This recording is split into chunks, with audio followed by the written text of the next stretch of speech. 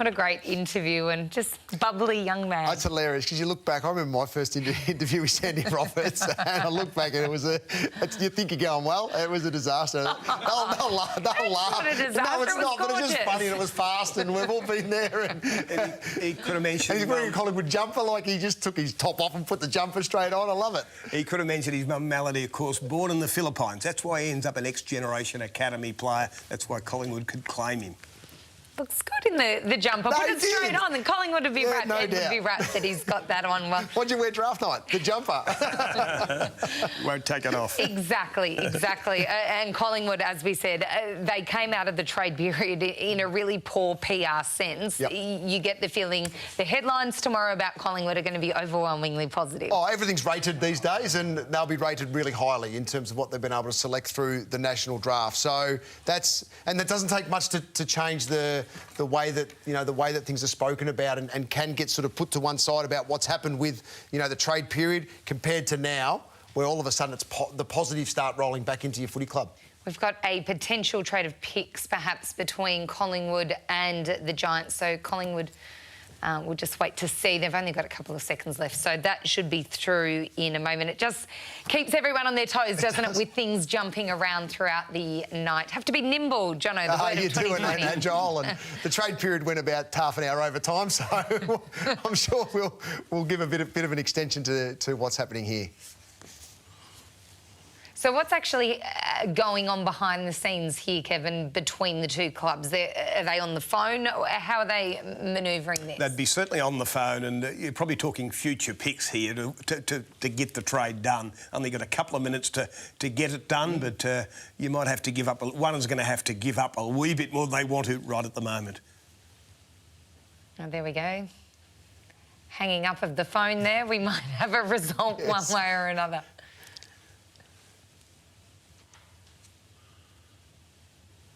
Here we go, it's in. So just having a look at it, just what has happened here. So Collingwood lose round 1 2021 and gain 24-30 in round 4 2021, and GWS lose 24-30 round 4 2021 and gain round 1 2021. Yeah, so future picks, as Kevin mentioned, involved there. So and a bit of a shuffle throughout this draft as well. A bit of a shuffle of the order. Kevin, we spoke before about the benefit of the WAFL and SANFL boys in being able to play this year, but for some of the Victorian players, even though they would have been desperate to be out there and playing the game they love, would have the rest been a really good thing physically and mentally for them? Yeah, it would be for some. It's just amazing what can happen if you're not put under that pressure of being, I suppose, tossed about that footy can do for you for 20 rounds in a row. You can physically develop, you can grow, you can rest better, you can work on your body shape. We've got a bid here, sorry, Kevin, Blake Coleman with the Brisbane Lions. He's the brother of Kadeen Coleman, who is at the Lions, so this is one to watch. Yeah, it is one to watch because he's got that elite level speed. The goal sense is there as well for Blake Coleman. So he's got that sort of, that dynamic, that spark to the way that he plays his footy. It's exciting to watch. I've seen him a bit. Yeah. Even this year, I've seen him in the grand final of the Queensland Football League, playing for Morningside. He looked like Liam Ryan. He jumped straight up their back. Morningside won the premiership in that competition. We'd seen his electrifying pace around goals and his goal-kicking ability. He played for the Brisbane Lions Academy in the NAB League last year, kicked 4 in a game, I think, against the Eastern Rangers. But then to see him with that attribute up in the air, Flying Ryan, Coleman. It was Flying Coleman. That's the way he looked. A very good player in that game. We thought a bid would come, and the Brisbane Lions have got to think about whether they can keep this boy. They lost a couple last year through their academy, but he's a very talented goal kicker. With the bid pending, Kev, do you expect them to match it here, Brisbane? Well, they would have had that in mind. It's going to come. Everyone predicted it would come in the 20s. They would have thought this through. It's a matter of how many players of this type have they got on their list that they want to keep at this point. So Brisbane are trading out picks so they don't lose 29 so they can match it. So it's all part of the wheeling and dealing here to be able to pull this off. We are seeing a lot of brothers in the draft this year, aren't we? We are. It's good. The family affair through you know, the name staying within the competition. And this is just part of the strategy now for the Brisbane Lions. They obviously have a couple of players in mind for that pick 29 that are still on the board that they would like to get into their football club. So making that trade now with the Fremantle Dockers just to shuffle things around so they can make sure that Coleman comes to them as well as their next pick.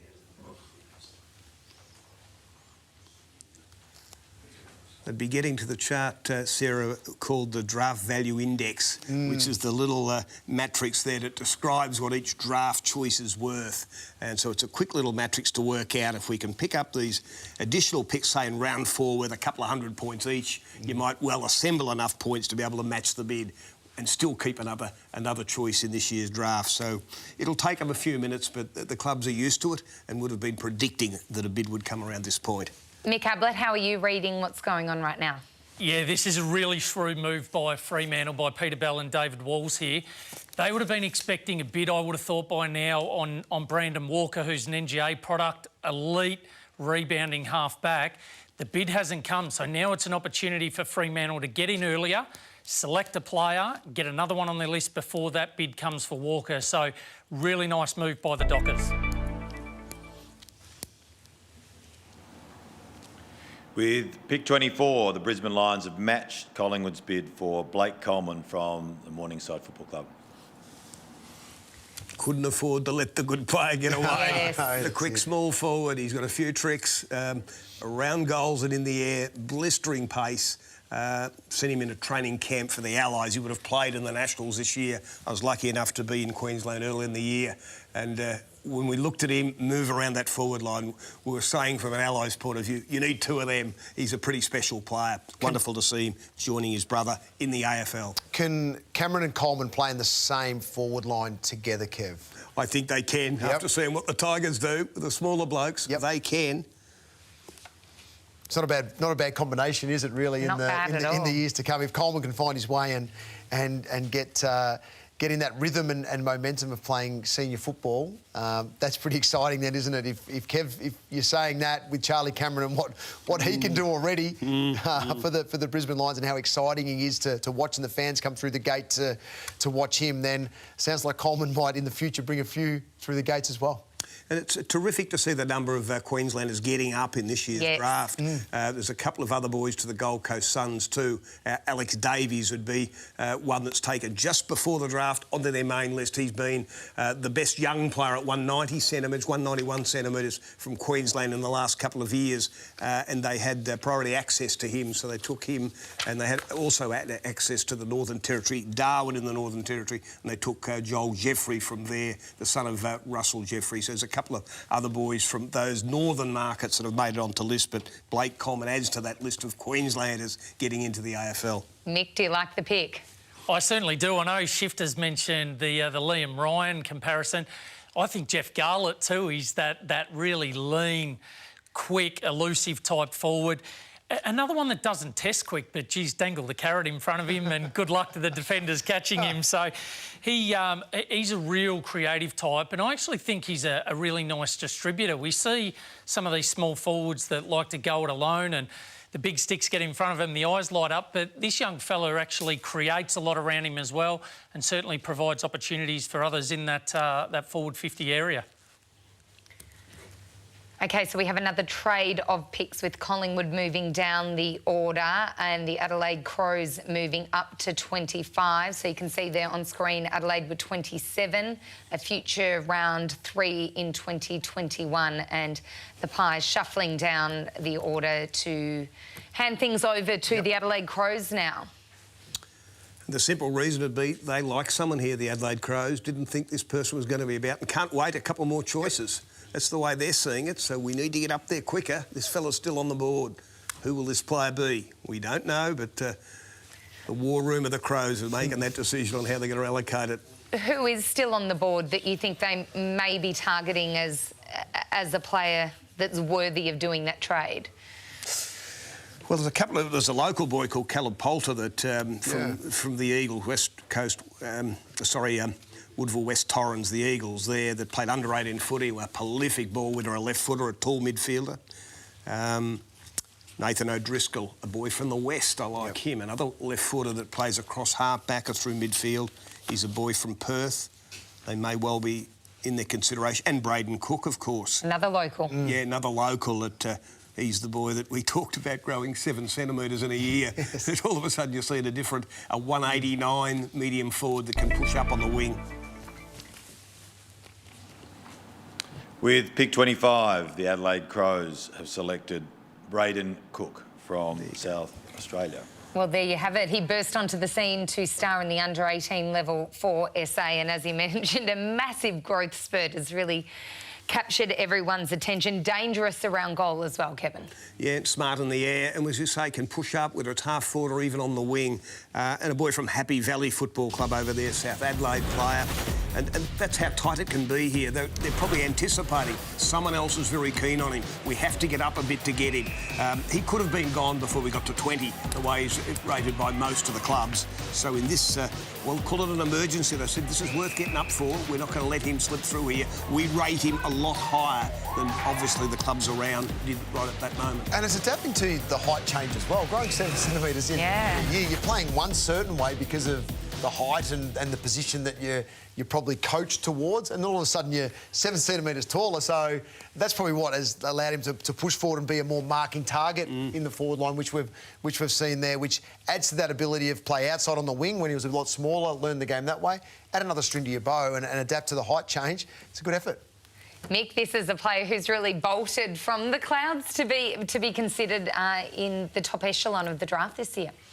Yeah, love what the Crows are doing here, Sarah. That homegrown talent, support for the South Australians. It's got the real makings of a successful list. We've seen West Coast do it over there in WA. Some of the things that I noted about Braden, I think he's got a really high ceiling. I think that's what probably excites the Crows. He's an absolute running machine and a player that's very dangerous forward of centre. So when you start to build that list and you want your really tough inside mids, which we saw him take earlier in the draft, you also want players that can cause damage forward of centre. He's one of those players, Braden Cook. They've seen that in him. That's what they were after, and that's why they've moved up to get him. They were able to do it, weren't they? Yep. It was mission accomplished very much for the Crows there. That is the end of round one. It feels... Yes. Oh, sorry, we've got one more. St Kilda. Gone early. St Kilda with pick number 26. We know they were really active players in the trade period over the last couple of years. A great finals campaign. Yep. They're very much rocketed into premiership contention. What are they looking for? Oh, look, it's... Once again, I think it's just best available at the moment. Where their list is currently at, the St Kilda Footy Club, and they've still got some players in there that are going to be better again. Like Bradley Hill, for example, comes straight to mind, who I absolutely love as a player. And yes, he was a little bit down on his output, you know, this season. But he can certainly recapture that straight away. And if he does, look out. So St Kilda are in a little bit of a sweet spot at the moment with the young talent and the senior type players they've got within their lineup to grow under Brett Ratton. And you can just see the type of and quality of coach that he is to adapt to straight away to allow the club to jump straight back up and play some finals footy. So I think it's just best available at the minute. Good list demographic at the moment, Kevin, for the St Kilda Football Club. They've had those 2 really big years of trade periods, so not going to be massive players tonight, but nonetheless a first-round pick is one that you want to nail. Yeah, and they'll be, well, what do they want? Do they want speed? Do you want contested ball winning? Do you want a future ruckman? They'll be going through the tools that are still available. There's a kid called Shannon Neal that is from WA, from South Fremantle. I think he's like a Reece Stanley when Reece was 18. You can see how long it's taken for Reece through St Kilda, then down to Geelong, to become such a vital player in their team, an athlete playing in the ruck that can go forward and kick goals. But that would be a long-term investment for a boy like him. With pick 26, St Kilda have selected Matthew McLeod Allison from the Calder Cannons. Yep, Matt Allison, yes. He's a leading forward, about the 190 centimetre mark, that played for the Calder Cannons last year and listed, you know, as Matthew Allison most of the time in the media. Obviously, a hyphenated name in his draft nomination form that threw me for a second there. But yeah, he's a boy that tested very, very well too at metropolitan level. Reads it in the air really well as that third marking forward, I suppose you'd call him. His father was a star for Coburg in the old VFA days, back in the Cleary type days, I'd reckon it would have been. But it was an excellent player. Brian made their team of the century as well. So he's got footy in his blood, and he's going to get his opportunity at the Saints. And the attributes there, look, output is output. That was the negative about that. That will grow over time, and hopefully you see that grow with the other attributes that he's got there, the endurance aspect of his game as well. So contest to contest is critical for these young guys coming into the contest at the elite level, and that's the way they can grow their game, build their performances week in, week out at reserve grade level and at senior level. So that element of endurance we spoke about, getting into it in terms of that key forward role, Sarah, is really important, because that he's just got to be able to get in the vision and then get back and get up and move around and continually get in the vision of the midfielders and backs coming through. So it's an important aspect to how he can develop quickly in the game. Work rate, so important for any player, particularly young players looking to make their mark. Well, it has been a big start to our 2020 NAB AFL Draft. We've got more coming up after the break, and a reminder that the summer of cricket continues tomorrow on Fox Cricket with the Big Bash getting underway. It is the Hurricanes up against the reigning champs, the Sixers.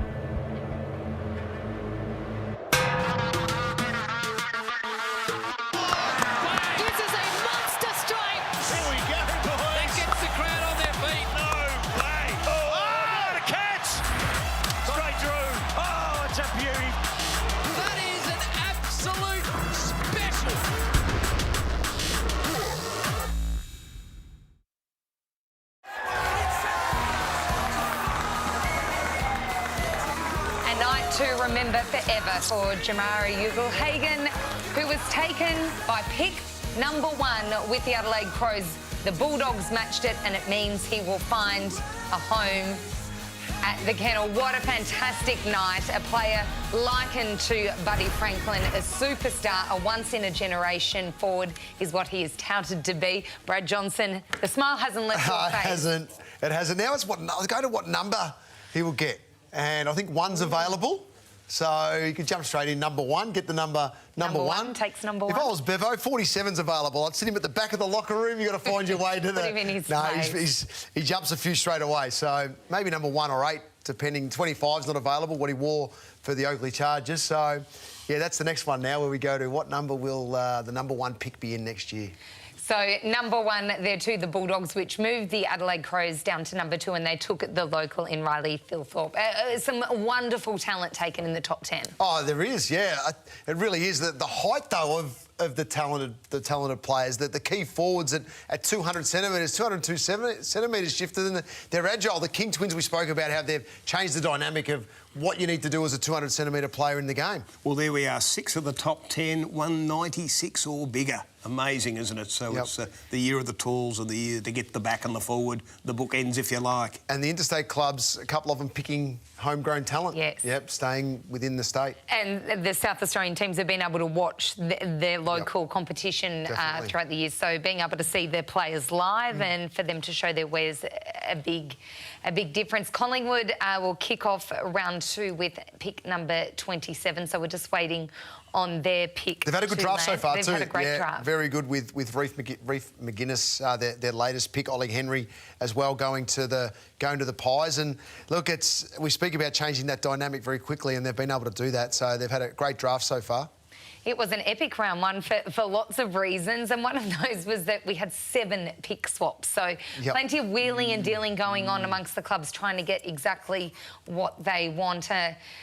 It's not just a year's worth of work, Kevin. It is multiple years of looking at this particular talent pool and watching them from basically 15 years old until now, and assessing the talent that they're bringing. Yeah, aren't the clubs that have put in their homework last year being rewarded? Not knowing COVID's going to bob up, but they've put their homework in on the best 17-year-olds in the country and had those dossiers ready to go. And all of a sudden something unusual's happened and they're ready. They've seen enough of them, analysed them well, seen them live as well as on tape, and then able to back their judgment to go ahead with the call. What a year 2019 if you played for the Oakley Chargers. They've got Absolutely. a number of players that have been drafted so far in the top 26. You do see that over the years, though, don't Yeah. you? Particular teams come through. That's I right. mean, the Geelong Falcons had an era where they were particularly strong. Sandringham Dragons have been strong Yes. over a number of years as well in recent times. They're probably the hottest spot in Australia over the course of draft history for the number of getting through. Normally about 6 players a year get up from the Sandringham Dragons. Yeah. I think the Geelong Falcons might run second in that for the hottest spots in Australia. We said earlier in the show that normally 60% of those drafted are from Victoria, being the traditional AFL heartland, and it will be very interesting at the end of the draft to assess the statistics and where those figures sit, and WA and SA and where they figure. Yeah, definitely. The top end aspect of things, I think, is WA and SA in terms of what we're talking about there. And the 60%, well, Oakley's helped that to keep, the Victorian, I suppose, percentage up at a reasonable level. We will see a shift this year, and we spoke about how next year the NAB League will look different going to an under-19 competition to give those that are unlucky tonight due to a draft that only have 55 or 56 selections for those guys that may have excelled in their 18th year that didn't have that opportunity to, that will be able to still play against the best young talent here in Victoria, that is. Outside of that, we're seeing the very best play more senior football as 17, 18-year-olds in the other major competitions around the country. Yes, and to complement what the NAB League's doing, the national championships will go to under-19, under-17 as well, giving boys that extra chance to be compared against the best in Australia, which has always been a measuring stick for clubs. We see with what the guys playing senior Samful or Waffle or other senior competitions around the country, will the under-19 kids get that opportunity to play some VFL football if next year, similar to what they were able to back in the day? Geez, I reckon they will, because we've got the new East Coast league that involves the former North East AFL and the VFL. That 22-team competition is going to come in next year, and I think a lot of the 19-year-olds will get a chance to top up, get a sense of the standard against the bigger bodies. All right, we've got another trade of picks here between Collingwood and the Fremantle Football Club. Fremantle moving up to pick number 27 and Collingwood giving up a pick 30 and a future pick in 2021. Mick Ablett, can you talk to us about the rationale behind this one and the decision-making process of the clubs involved in trading this pick? Yeah, Sarah, it's interesting. I mentioned before Freo trying to get another player on the list before the bid comes on Brandon Walker. Maybe the nerves got a bit too much for him, because if that bid had have come prior to 29, it would have cost him that pick plus more. Now's their opportunity to get one through the door before that bid comes. OK, let's head to AFL headquarters where Andrew Dillon will take over for round 2. With pick 27, Fremantle has selected Nathan O'Driscoll from Perth. That's what they've upgraded. Don't blame them. Love this kid, the way he plays. A left footer, first noticed at under 16 level, coming off half back. The last game of that series, he was best on the ground, made All-Australian that year, but then has developed as a midfielder as well. Loved his work last year, playing for Peter Sumich's under-18s again. Footy nous, one touch, athletically tested very, very well. And a boy, he's a bit like a Dom Sheed. Dom Sheed was a star at under-18s level too for WA. Absolute brilliant ball winner. This kid tested athletically very well as well. And a kid from the Northern Saints. Again, that part of WA is a prolific producer of talented boys. So footy nous, one touch. Oh, he's got the whole package, this fellow. That's why they've upgraded. Senior level footy as well, Sarah. Yes, Again, 5 games at Perth as well this year, which I just think personally that's a huge advantage for young men who play well against their peers, but then how do they go stepping up? And we're finding that they're handling those situations a lot better these days. And Mick, you had a really close eye on football in WA this year. What have you learnt in this particular instance? Yeah, and look, Nathan's a great country product, a northern boy. He started out under the tutelage of Trevor Scray and Michael Pratt there in the talent program, pushed up to then play under Earl Spalding and, as Jono mentioned, play some senior football. Great character, Nathan. He's a really hard-working type of player. He's tough, nice on the inside. I like him off half-back. He does have speed. His speed can drop off if he spends too long a period in the midfield at the moment. Now, that'll change as he continues to progress. Love his speed off half-back early. With pick 28, the Adelaide Crows have selected Sam Berry from Gippsland Power. Well, they've got a hard-edged beauty here. That's what I'd call him. Stoppage star, strong as a bull, a bit like a Josh Dunkley from down Gippsland Way, a boy from Maffra. And again, I love the way he used the COVID period. He come back in terrific nick. Someone had questioned whether he could have the endurance to work through the midfield in an interview early in the year. And he might have said it, but his actions said it all. He said, I'll prove that.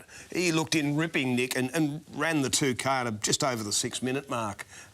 So that's a great indication of how determined you are to make the grade. You'll do the work. So he's a ball winner. He showed that last year playing for Gippsland Power and at Melbourne Grammar, where he's a student.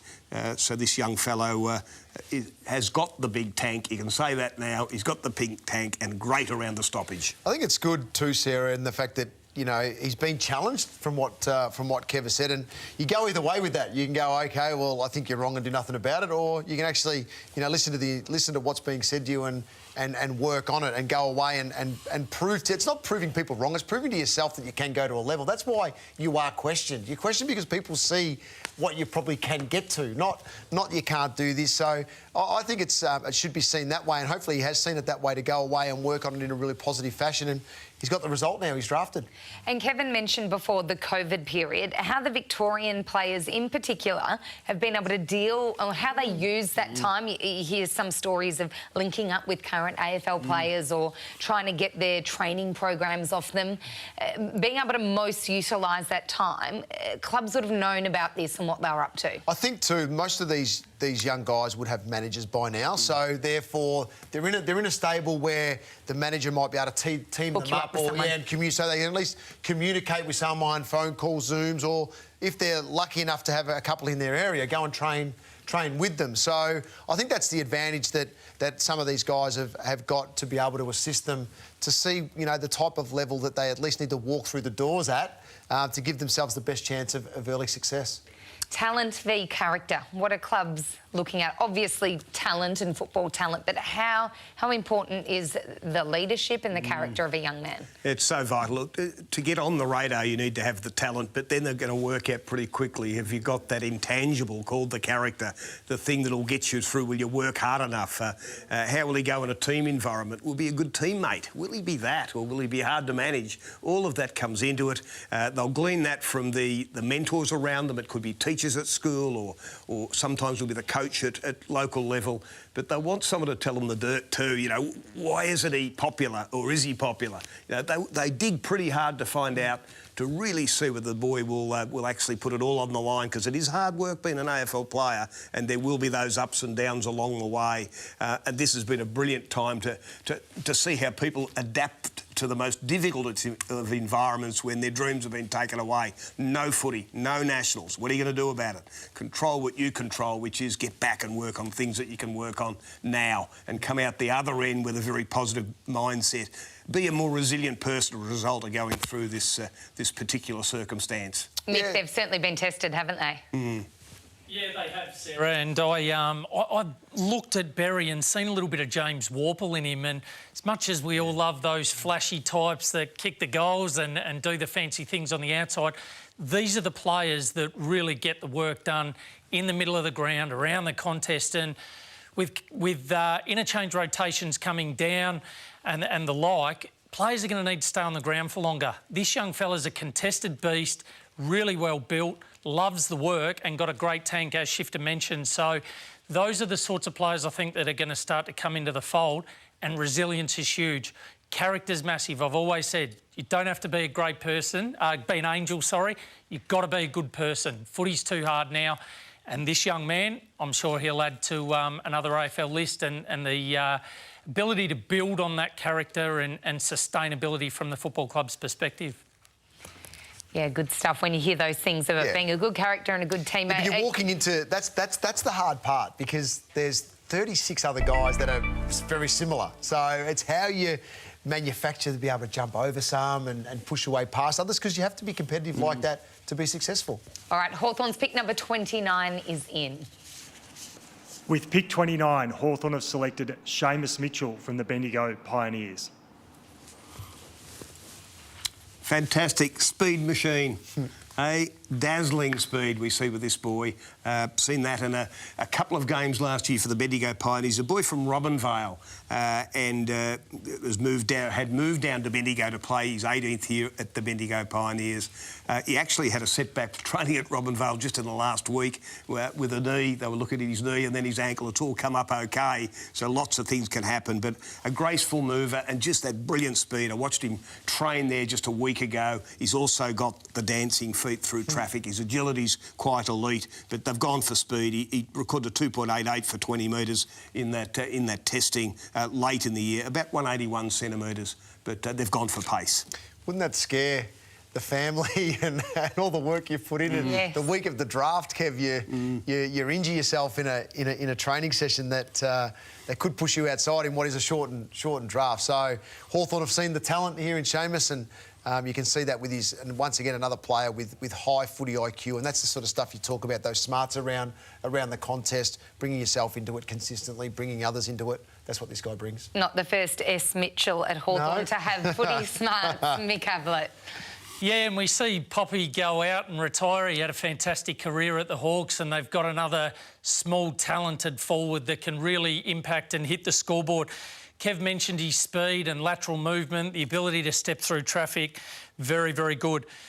Like you said, Sarah, another S. Mitchell into the Hawks. No pressure, Seamus, but good luck, mate. I think you're going to need it. All right, Hawthorn with pick number 29 there. Collingwood with pick number 30 next on the clock. What are they looking at? What kind of gaps are they looking to fill? Because as we said earlier, they've ticked a lot of boxes already. Oh, here we go, the pick's in. Oh, good. They'll tell us. Yes, Brett they will Johnson right now. said there right you won't now. have to guess. With pick 30, Collingwood have selected Caleb Poulter from the Eagles. You would mention him earlier as a chance to go, maybe 10 spots earlier, as the boy that was a big improver this year, a dominant, tall midfielder, a left footer. I caught him playing at the Adelaide Oval in his 17th year last year and was one that I'd marked down to watch this year. He's then dominated Colts footy over there, again over 30 possessions a game, playing as the tall midfielder. He just reads it so well. He gets a few of the 1-2s, if you like. It's just through his footy smart, so uses it well on that preferred left side. But, yeah, that extra attribute of being 192 gives you that range of winning the ball at stoppage too with your reach and smart as he gets away on that left side. We're talking about Breaking left foot there too, Jono, which we know can be a lethal weapon when it's used. It's a left foot step. It's a huge advantage if you've got it, and Poulter does have that as well. The numbers are across the board for this guy for consistency, and we look at that in terms of week in, week out fronting up, and he did that this year. So it's just, once again, you know, it's just having that confidence to the attributes and the things that we've just seen there on vision, having the confidence to bring them to the fore straight away, as soon as you walk in, and it is a challenge for, you know, players like this to walk into environments and have the confidence to do that straight away. And sometimes you can see them go into their shell a little bit, but when you're playing consistent quality footy like this guy does, you just want him to bring that from the outset. With that national championships this year, the NAB provided support to have some all-star games in each of the states.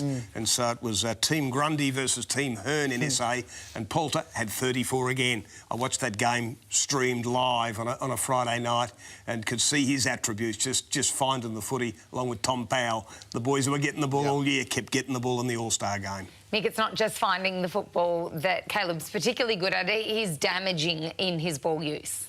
Yeah, he's another one of those forward of centre types that continues to pump the footy inside 50. So he's got really nice vision. He's got a good set of hands. And as the boys have mentioned, that left foot kicking, which is a real weapon for him. A really well-rounded athlete too. His speed's good. He's just over 3 seconds. He ran a 6-minute, 38-second 2-kilometre time trial. So there's plenty of upside. He's an early birth. He's a later birth. He's an October birth. So you'll start to see these players come in now where there's a lot of development, a lot of room for improvement in them. But this young fella's certainly going to be one of those types that the forwards will be looking to hit up on as he comes out of the middle of the ground.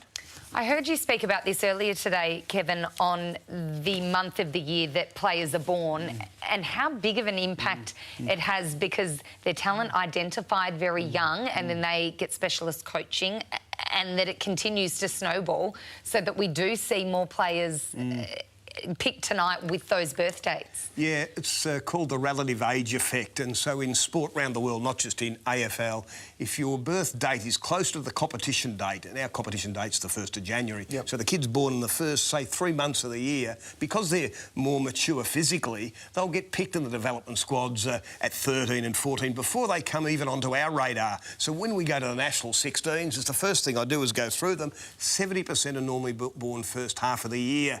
You know, that clubs, sometimes they're not looking deep enough at the date of birth, his growth and development. Has he got further upside?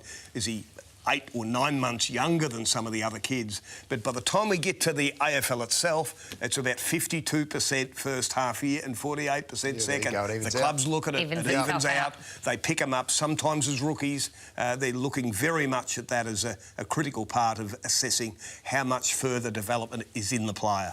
When were you born, Jono? I was July, so mid-year sitting average. As for normal, Liam down okay for you. But it wasn't too bad. Liam Duggan was December, wasn't he? From West Coast, yes, yeah. With pick 31, Collingwood have selected Liam McMahon from the Northern Knights. Yeah, a boy that we did see again in his 17th year, I think he's about a 193 centimetre leading forward. Again, at the end of the year, is one of those that I had looked forward to watching him play, but presented brilliantly as an athlete. That's all I can say. He's the type, the shape and type that looks like he's on an AFL list. That size, he looked like he could play either end of the ground, but we saw him last year playing for the Northern Knights as that marking forward, quite light, had put on weight, reads it well in the air and moves swiftly over the ground. So he's a very good choice, I thought. I thought he'd go, wouldn't be able to rate where his position in the draft might have been, but he looks an AFL player for mine. Eric Hipwood, he's been compared to as well. And a trade has come in as well there, Sarah. 46. Gosh, we've had a lot of trades. Yeah, we have had a lot, actually, yeah. Normally doesn't heat up until the second round, but we had quite a few in that first round, so... We did, and this is just a shuffle of picks around again. Mick's been big up, exactly, on what Fremantle are trying to sort of achieve here, and they get 53 and 57, drop out 46 to the Collingwood Football Club. They've been busy tonight. They've been the busiest club throughout So there's been period. 9 pick swaps, and Collingwood have been involved in 5 of them. So they have been incredibly busy as we throw things over to Mick Ablett. Yeah, Liam McMahon was one of those types of players. When you watch him, he's very, very patient. When he's not quite within range and he's just sitting at about that 65, 70 metres out from goal, he lowers the eyes really nicely, waits for the forward to just drop into the space and then executes. So really nice attribute to seeing him. He's someone that can get multiple shots on goal, which is important as well. 194 centimetres, we saw Poulter at 192. With a reduction in list sizes, I mentioned it earlier, I think we're going to start to see a lot more hybrid type players that, although they are over 190 centimetres, they're also adept at ground level. Those sorts that can do a few different things, roll through a few different areas of the ground, they're going to become vital as the rotations come down and list numbers come down also. Thanks, Mick. Good stuff. We have a bid pending with the Sydney Swans and Errol Goulden. You can see on screen there what they will lose. You would expect them to match here, Kevin? Oh, yes, I think they should. He's a no-fuss player, relentless runner and gatherer of the footy. He's like Andrew Gaff. He's a lefty on the wing that gets up and down. He'll kick important goals. He's had this ball on a string since the 16s, so his 16th, 17th and his 18th year. He's had the ball the whole time. All his numbers are quite staggering. He's an elite 2K runner. Just game sense, relentless running would be his weapons, I would think. He's only 175 centimetres, we said earlier. That doesn't matter. He is definitely good enough, and a boy from the Maroubra Saints, played for the Allies last year as well and part of that Swans Academy. I think it's outside for Sydney in some aspects of maybe the early parts of his career. His game will evolve, and and he may get some opportunities in other positions. But I think that outside sort of being able to use the ball, crafty sort of, kick of the footy, and doesn't really waste too much of the ball at the level that he's played so far. So those attributes normally continue with you. And I think from a Sydney point of view, it may be that distribute to the outside to him, so that they can get some good movement, hopefully through the middle of the ground at the SCG. So a smart player and someone that is clean in their use of the football really is an asset for any team. And as you say, height doesn't matter so much if you can do that. No, that's it. I think Caleb Daniel's been great for the player of this height. But you've got to have that. We saw it with Caleb when he was playing for South Australia, that forward of centre, inside 50 type kick that he was doing then, and now what he's developed into as a gun player for the Bulldogs and the distributor off half back. That's what you've got to be at this size. You've got to be in the game consistently and using the ball effectively. Majority of the time you get it. You will make mistakes, but that's just the nature of the game. But ultimately, the positives have got to outweigh that consistently at this level.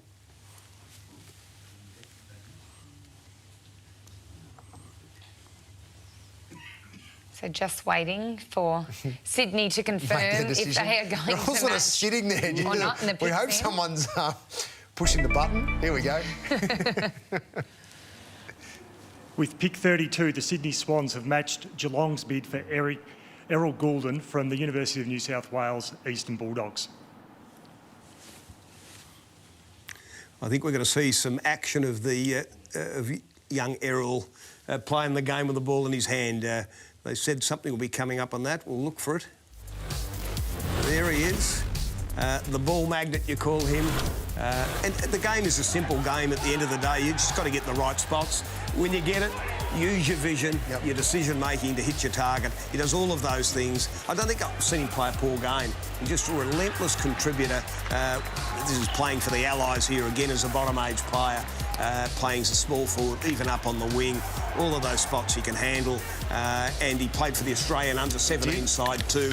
Against New Zealand, was a prolific ball winner in that game as well. So I think they've got a bargain for mine at choice 32, the Sydney Swans. Mick, what's your read on this selection? Yeah, I think it's fantastic, Sarah. It's a great example of what these academies were set up for, an opportunity for young men in those states to stay at home and to develop under the club system. He's exactly what you need to be at 171 centimetres. He's as clean as a whistle off the deck. He's smart. He's got a thumping left foot kick. And as we saw in the vision there, makes the most of his opportunities when he's inside 50. So I think it's great to see him get both their academy players through the door, the Sydney Swans.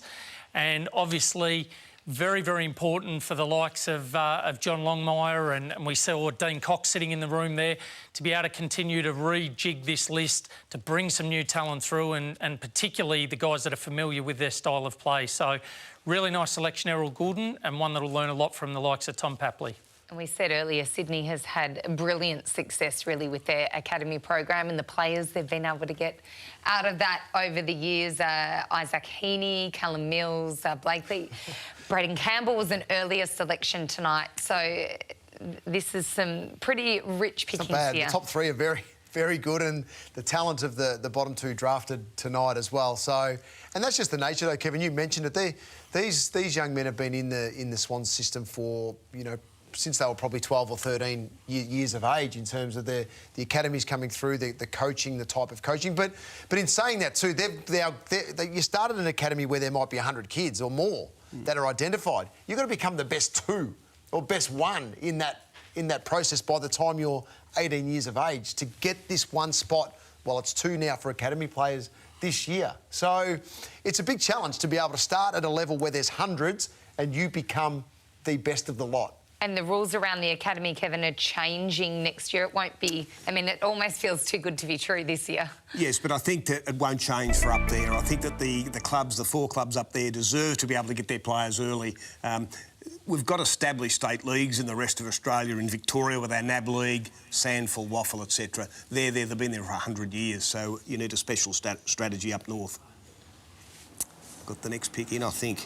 With pick 33, the Geelong Cats have selected Shannon Neal from South Fremantle. Well, here's one we'd mentioned a wee bit earlier, maybe 10 spots earlier as a potential ruckman. Will they get a ruckman in which of the clubs might get the ruckman in. This is the boy that's 202, and I likened him to Reece Stanley. Wonderful athlete. Last year he actually played for WA's under-16s as an overage player.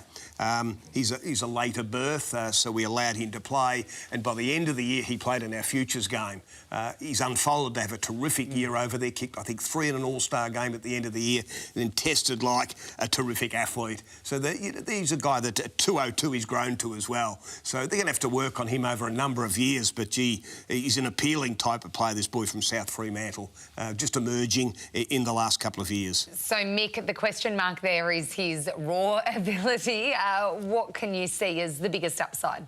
Yeah, I don't have a question mark on him, to be honest, Sarah. I was fortunate enough to be on the Gold Coast at those under-16 championships that Kev mentioned, and he worked very closely with Dean Irving over the space of a few games in the week, and he just got better and better. He really understood the game. He soaked up the knowledge that Dean passed on to him and just continued to impress. I see him as a key position player. I think he can play at either end of the ground. He'll no doubt pinch hit the ruck. He's athletic enough, but the way he covers the ground and his aerial prowess, I think he'd be best utilised really taking some of those grabs, whether that be inside forward 50 or cutting off thrusts across half-back in defence. But he's an exciting prospect, Shannon. He's not a speculative pick. He's a player that's got every attribute that you need and one that can make it to AFL level if he puts his head down and works hard enough. Stephen Wells and the Geelong recruiting team have a history of being able to do good things on draft night. So well, you they certainly do. back them in. They've done well with the trade period over the last couple of years. So their strategy has definitely gone towards that and the type of players that they've got in now. Obviously this year with Cameron and Isaac Smith and Sean Higgins as well going back to Geelong. So some of those guys are coming towards the end part of their career with a couple of years left. Jeremy Cameron certainly not. So. Yeah, it's just, from a ruck point of view, it's always been a question mark, hasn't it, as who's going to grab that number one mantle. Reece Stanley did a great job this year, I thought, for the Cats and really helped them take that step to the grand final. So, as has been mentioned here, whether Shannon becomes a ruckman or a future ruckman for the club or whether he holds down a key position in the future. OK, Melbourne and pick number 34. I've got a little bit of time left on the clock and...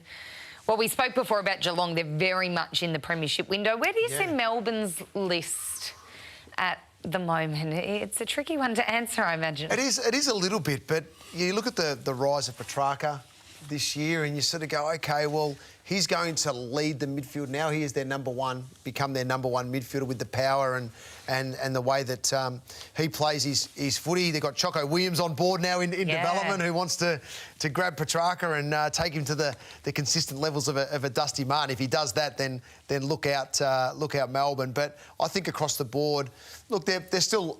a side that has got, need a number of players to continue to improve and go to another level, no question. Simon Good will be pushing them extremely hard over the summer to do that. Mitch Hannon has left. I like Mitch Hannon as a player, so you've got to find that void as well. But Pickett was exciting during the year, and so they've got elements of a side that can really jump up in the top 4 over the next couple of years.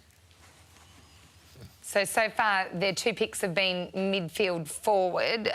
Maybe some outside run they might need, Jono, identifying that as the spot? Yeah, I think so. I think in the future too, what they'll try and do I know they've got May and Lever down back who actually started to work really well throughout this year. So maybe a little bit to complement what those two are doing in the air.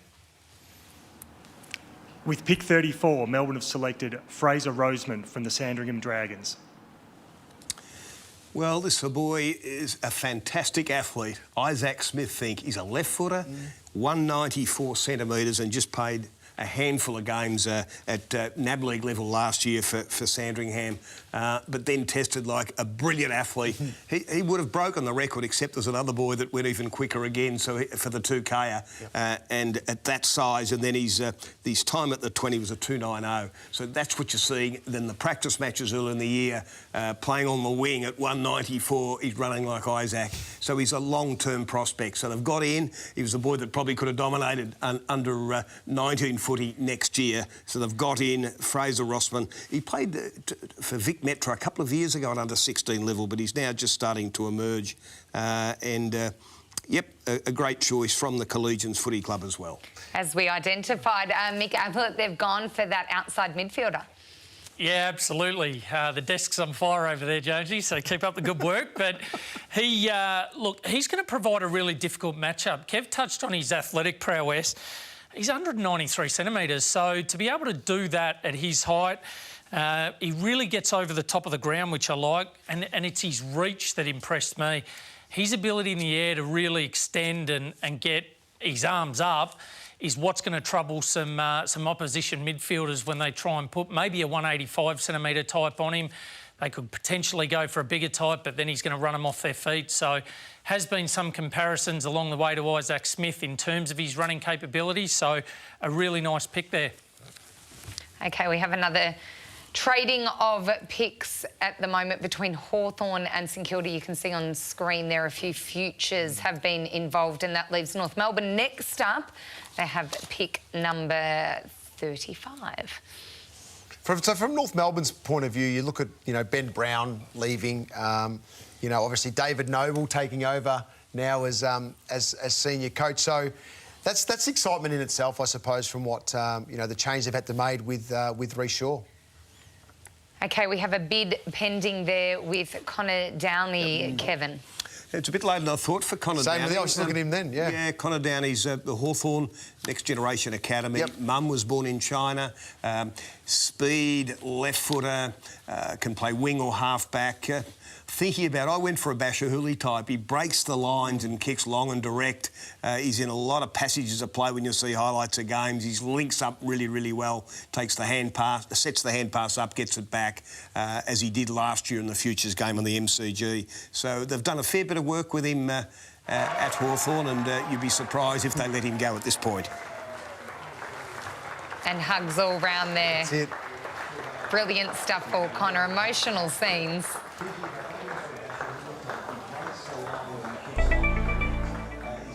And here it is being made official. Hawthorn have matched North Melbourne's bid for Connor Downey from the Eastern Rangers. Didn't take long, did they? No. They'd be surprised, and that can happen on draft night, that he slipped through, but enough was enough. A club had to call his name out and not let him walk away for nothing. There he is with his family right there.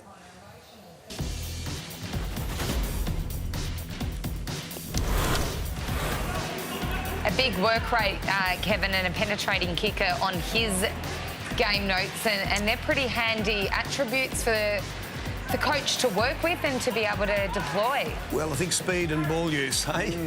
Yeah, they're great attributes that he's got. A terrific teammate too. I've observed him in around groups with the Australian under-17 team, the way he conducts himself. Very professional young man on and off the ground, and he's going to be a great asset to them. Probably play on the wing or across half-back.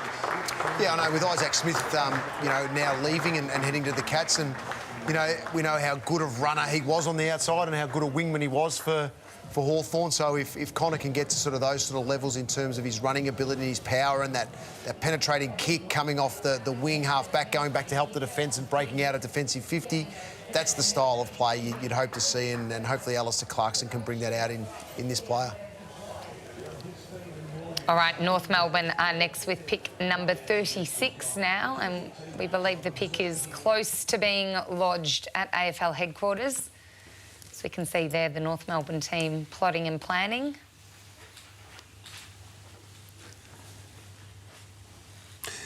Quite a few new faces. Yeah, there are. You see David Noble, Yes. the new coach, of course Scotty Clayton. Yep. Been there a year now, but he is now in charge of their recruiting team. Mark Finnegan is there, we can see, and Glenn Luff, formerly with Champion Data, a great analyst of the game, and Brady Rawlings, their football manager, all in their group.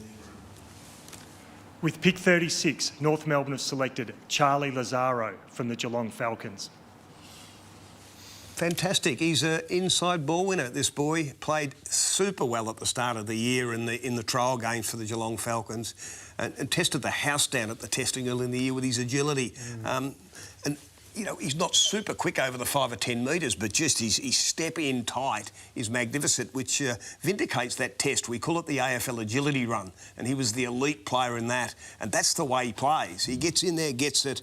He's got the terrific vision and the slick hands to set up the play on the outside, and been a good player in his 17th year last year for the Falcons. A couple of schools joined forces later this year, a couple of months ago, to give them a chance to play Joey's in college, and he was the standout by a mile in that game. So gets his opportunity, and that may have assisted with that, being able to play that game and just I suppose reinforce the type of player that he can be. And a bolter ranked 88 with our Fox experts up to 36. Carlton enter the draft for the first time in 2020. They are next with pick number 37. So they've had to sit back and take it all in and watch the players fall. Hopefully someone they've had their eye on is, well, we're about to find out who they're selecting. With pick 37, Carlton have selected Corey Durden from Central Districts. Good on you, Corey. Again, played senior footy all year at Central Districts, and he won the best and fairest medal at the under-16s a few years back. Great burst of speed. He captained one of the Futures games on the MCG Grand Final day last year. Great young leader, and he's got that waddle through the traffic again. Yes. He just steps around, and he's confident enough to back himself to get past players. And I think that little bit of senior footy is certainly going to hold him in good stead. Well, the Blues are just in that position now where they can, you know, obviously, no, it's not taking a risk with a pick like Corey at all, but it just gives them time to develop Corey in terms of the system. I think for the Blues, with the senior type players that they've been able to trade in, and they're trying to position themselves to get themselves back up in a top 6 sort of position, the Blues, over the next couple of years with those type of players on their list currently. So Corey might jump in, but it may take some time as well. But they can have some patience with Corey to make sure that when he gets in the team, that his body and him as a player are ready to stay in and play some good footy. OK, let's head straight to AFL HQ. With pick 38, the Adelaide Crows have selected James Rowe from the Eagles. Well, there you go. Another small forward goal kicker. Dad Stephen played at the Crows as well. This kid would be 22 years of age, mature age player, but had a great year. Won the goal kicking in the SANFL this year, kicked about 38 goals, including 5 in a final. Just clever, creative, makes them, kicks goals out of nothing. Sets the play up as well, and has worked so hard on his game. Delighted to see him get rewarded for having a wonderful year. It is good, isn't it? And you look at even the comparison. I reckon Jake Arts would be very happy that he's being compared to at the early stage. But you see an impact like a Jake Arts having for Richmond throughout the year, and that's what it is. It's that goal sense, that he gets the opportunity to do. And being a mature player and the level that he played at SANFL level, then he should confidently walk in and go, OK, I can fit in a forward pocket quite easily here at the Adelaide Crows. Yeah, it's that ability to read the ball off packs for those small forwards. Yeah. It's an innate ability, isn't it, to have the sense on which way it's going to fall. Eddie Betts has got it. Those sorts of players have got it. They know where to go to get it. They can sniff a goal, is what we tend to say, don't we, in football language. They know exactly the spot to get. He's got all of that ability and has been in the system for a number of years and never lost faith in the fact that he might get there. Yeah. Rory Sloane on screen there. It's great to see the senior players showing an interest and having an active role in what's such an important night for the club and for the club's future. What happens tonight affects Rory Sloane and his football for the next few years. And he might have an eye to the future in recruiting or all this management as well, and in and around trying to understand the dynamics of it, how it all works, and that's the advantage that he has as a senior player. Also, I agree, just understanding who's walking through the doors potentially as well, and those sort of things. But he would have had those discussions along the way, you'd think, also in the interest of who they may be looking at throughout this year so far. OK, we've got the Tigers here with a bid for Josh Eyre, who is linked to the Bombers. So waiting to see here, Kevin, whether the Bombers match that. You can see on screen what they would lose. So picks 42 and 93, they would they would lose but gain both Josh and pick 61. Sometimes you only need a glimpse, and of Josh here, it was in a final last year that, oh, wow, I've gone there. I knew he was knew he was 17, so I'll be looking forward to watching him next year. Yep. But up forward, some of the special things he did in a game, kicked a couple of goals. He's grown to 198 centimetres and then tested as a terrific athlete this year. So they're taking a punt that, you know, he'll end up good enough with his footy because it was just starting to unfold next year. He is Indigenous, and so that's why he's a next-generation academy player. But, gee, that athleticism, I couldn't ignore that. The club at Essendon would have the chance to have had him in for training too. That's the benefit. Yep. They will add value to him in helping him understand the requirements for league footy. So we won't have seen the results of that because he hasn't played, but as an athlete, gee, he looks super at the end of the year. And Essendon gains 61, they'll lose 42 and 93 off the back if they decide to match this bid, Sarah.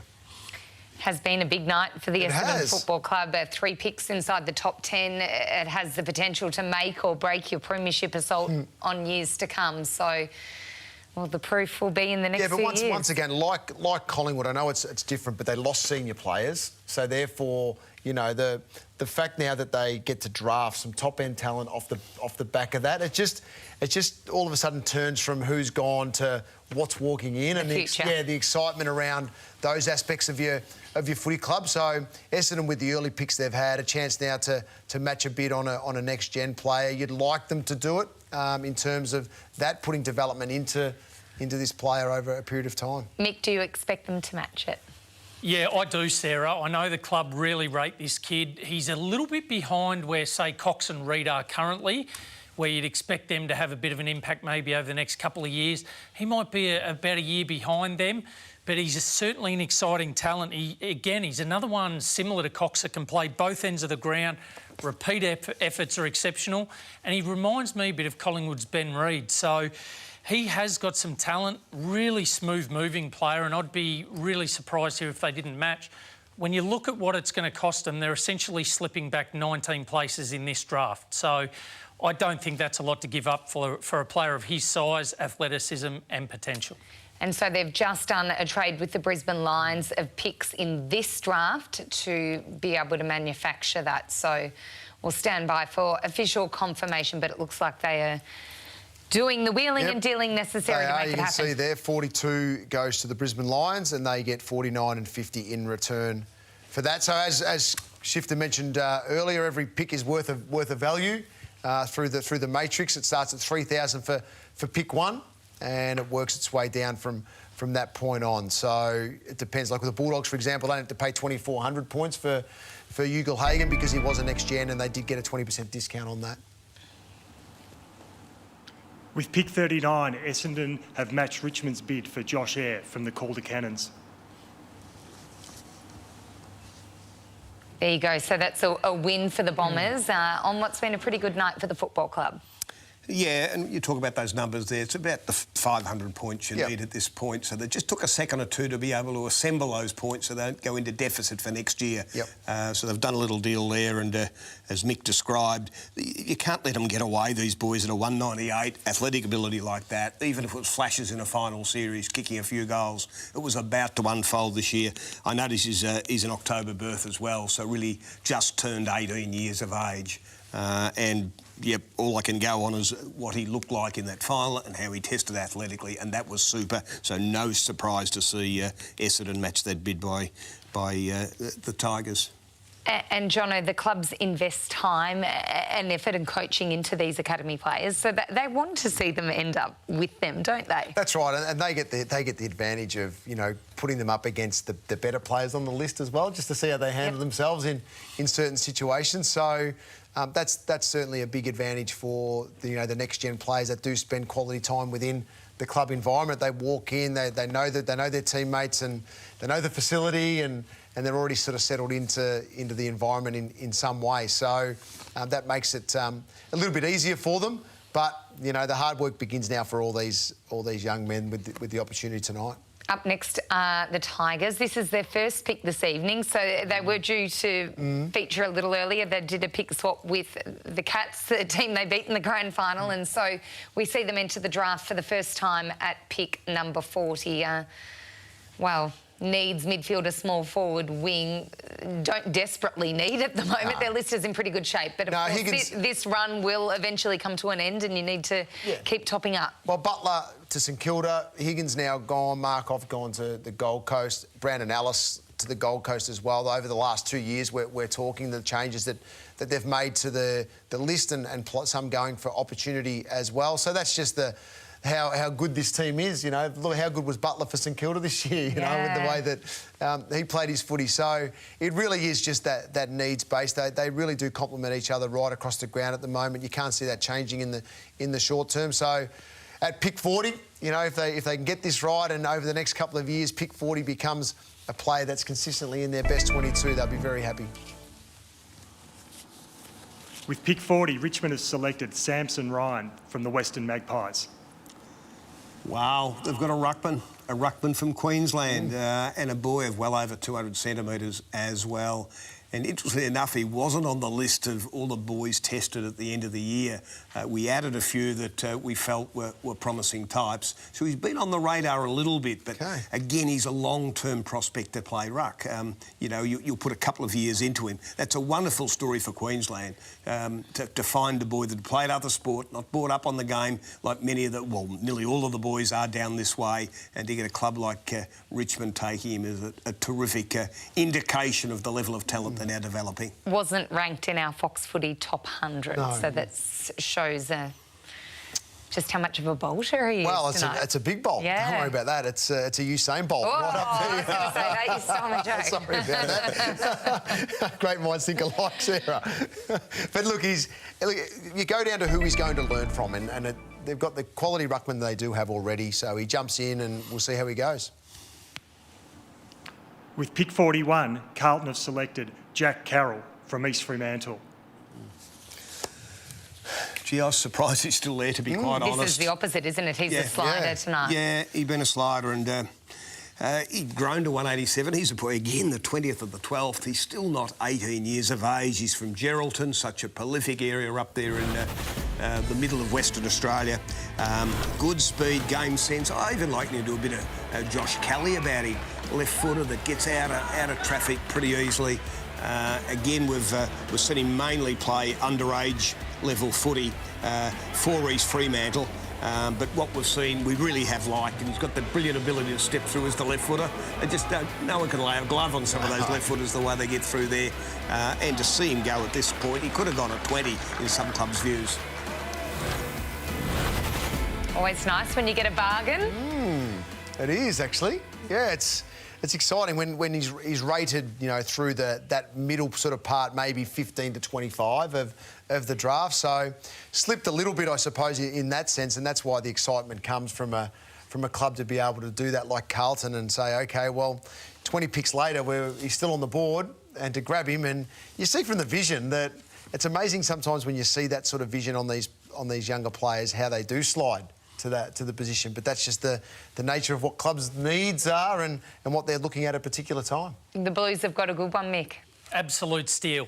In my opinion, he's the steal of the draft so far. For him to go at pick 41 is remarkable. He relocated to Perth. He's a kid from Geraldton, spent a fair bit of time with Harry Taylor when he's been back there working on his game.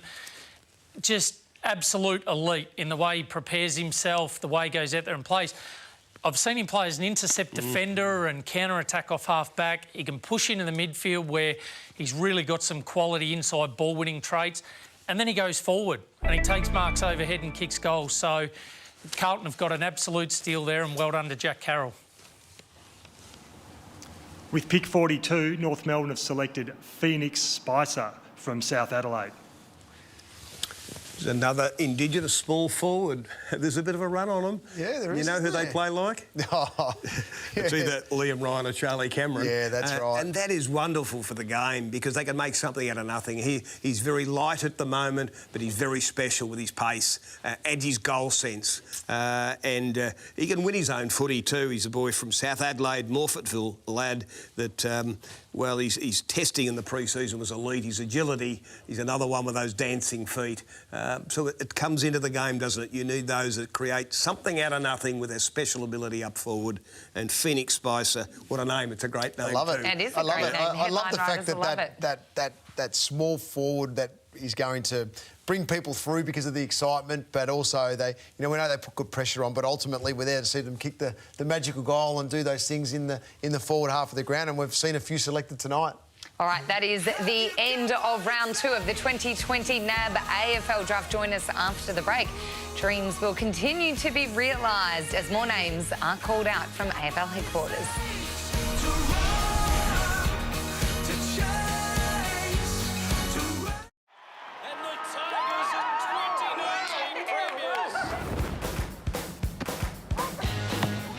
Oh, good kick, little guy. And he catches it. Oh, Davis one. Turns the other. Oh, and he's got it through. He does have a good kick. Yeah, let's see how he goes in the combine. Ladies and gentlemen, your #1 pick in the 2030 NAB AFL Draft. First game, you ready? Ready. Put your hands together for this year's NAB AFL Rising Star. It all comes down to this. It's grand final day.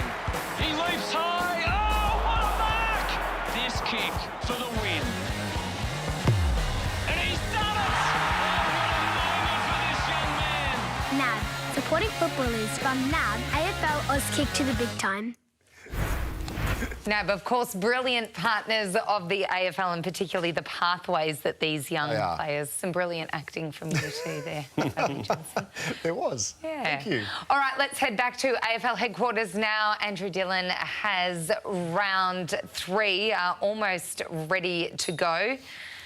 What are we expecting towards the end? Are clubs scrambling at the moment, Brad Johnson? Oh, look, I think there's always that element of a bit of a scramble, but there's not as many picks this draft, so they should be actually quite set in terms of what they may need. So it's good that Brisbane have a quick pick here. With pick 43, the Brisbane Lions have selected Harry Sharp from the Greater Western Victoria Rebels. Fantastic pick, the running man. He's broken the record by a mile. We're talking about the 2K-er. He didn't break it by a second or two. He broke it by about 20. What a super athlete. You need to have an X factor. His is his running ability. He can play footy as well, which he did with the Rebels last year, the Greater Western Victoria Rebels in the NAB League. He's another boy down at Caulfield Grammar, a kid from Ballarat from East Point. But that was pretty special to see him reel off a time that no one's ever done on the 2K-er, a time of, it was around the 5 minutes and about 28 seconds, I reckon it was. It was just a super effort. And so that's his point of difference. And he is a good footballer to boot, so that's Harry Sharp. Plays like Bradley Hill, which is not a bad comparison, Mick. Yeah, absolutely. It's just that elite repeat speed which the game's built on now. So he'll go really well up there in Brisbane on the fast track. He's got a really nice cut and speed off the mark. He really steps and doesn't allow his opponents just to come up and in that straight line and take him down. One of the points I wanted to make on this, he joins a few more of the Rebels players in Hugh McCluggage, Jared Berry. They've got a really good track record, Brisbane, so they've put a lot of thought into this. And he's come out of the school of Phil Partington up there at the Rebels, and Pardo's had a great track record as a talent manager in producing really good young men that go on and not just play well on field but add to the fabric of your footy club. So they love those Vic Country players, the Brisbane Lions, and Dom Ambrosio's pulled in another one who no doubt will continue to immerse themselves in the group and develop that Brisbane Lions football team to greater things. Country people, good people, Brad Johnson. Talking from experience, are you, Sarah? Look, it's look at that. What you said before. What was it? 5 minutes and 28 seconds. For the 2K-er. Like, some of the Brisbane teammates at the moment are going to be embarrassed when this guy does the first time trial. They'll be like, oh, Fighting. seriously? Yes. So I wonder who's going to stand up and compete with him and try and challenge him first up, because he'll go there and he'll break all records straight up, no question. And he's the current Australian champion over the 2Ks, over the steeples. So take the steeples away. So he's a super athlete. Yep. And I keep pointing out he's played footy all his life, so he's not one that they've plucked just from the athletics part. It's spectacular stuff, isn't it? Love it when there's records being broken. We have another pick. A trade involving Collingwood, who have been super busy on the trading element tonight. That is with Collingwood and Port for a future one next year, but also some picks tonight, which moves Collingwood up to pick number 44, Kevin. Yeah, so again, it's the old, they've spotted something that's still there, and it's worth doing a trade to get up and make sure that he's not knocked over in the next 5 picks when we're due to have a pick. That's all they're doing. So they're going to their boards, as we mentioned at the start. They'll have their boards in order, and if someone bobs up that's still there that they rate a lot higher, they'll trade up to make sure they get him. So that's why it's taking quite a long time. But you know, you've got to take the time. If this is talking about setting your footy club up for the next 5 years, take your time and get it right. With pick 44, Collingwood has selected Beau McCreery from South Adelaide.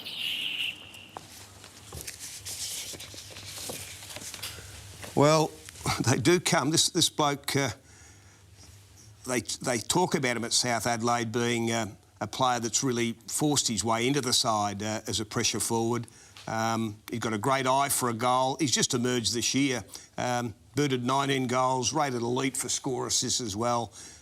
So he's a boy just at 19 years of age. It's just emerged this year. It's the benefit of actually playing your footy at senior level. He's got the opportunity that the boys in Victoria didn't get, and he's converted that into being a draftee. About 186 centimetres, and at 19 years of age, this boy from South Adelaide gets his opportunity. Well, that's exactly what you spoke about right off the top of the program tonight, Kevin, in terms of the younger talent that, you know, might have been just on the cusp, but as a 17 or 18-year-old that haven't had the opportunity to jump up like Beau has, in terms of, you know, being right on the edge to then a draftable player because of the opportunities he's had in quite a difficult year.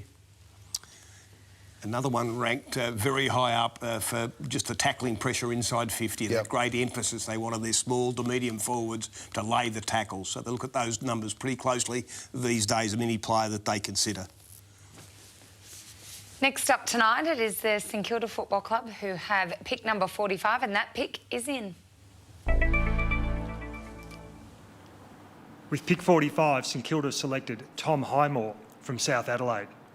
Here we go again. This is a boy that, well, we had him in the Allies, it must be 3 or 4 years ago. So he's a boy from Canberra. He was part of the Giants Academy and played some great NEFL footy, the North East AFL footy, then moved across to the Sandful this year.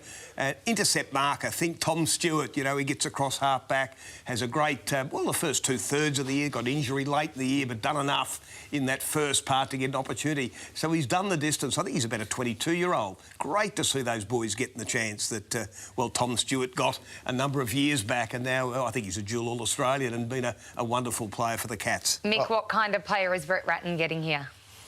A fantastic one. These are the stories, Sarah, that we've got to continue to celebrate as a game, because as Shifter mentioned, he was spoken about 4 years ago highly as a GWS Academy product, and certainly a draftee that had the potential to go on and play AFL. So to spend his time plying his trade through State League football and to go and have an outstanding season in the Sandful speaks volumes. So regardless of what happens on field, they've got themselves a great character and someone that's been able to push through adversity. He's extremely versatile, he's got great depth in his kicking, and he goes at 81% efficiency with his disposal. So he's a smart user of the ball and rarely wastes a possession. I'm stoked for Tom Highmore, and I think St Kilda have made a really good selection here in someone that can step in as a mature age player and impact straight away on an up-and-coming list. Yeah, a really good story of perseverance. Thanks for that, Mick. Hawthorn have the next pick with number 46. Earlier tonight, they took Connor Downey, and here he is with our very own Tom Morris. Connor, congratulations. It was a fair wait in the end, but it must have been worth it. Yeah, I was starting to get real nervous there, but I'm just so relieved it's done and so glad to be part of Hawthorn now.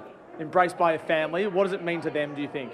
I think, well, they've seen how hard I've worked for this, and I've sort of sacrificed a lot of social life, time and effort, and just sort of a lot of habits to get to where I am. So they're just really happy for me, and I'm really grateful for this opportunity. I'm really grateful for the support that they've given me over the years. Paul Connors said earlier that you take public transport everywhere. You've just got your L's. Tell us about the sacrifices you've had to make in order to get to training and do simple things that other players would get lifts to.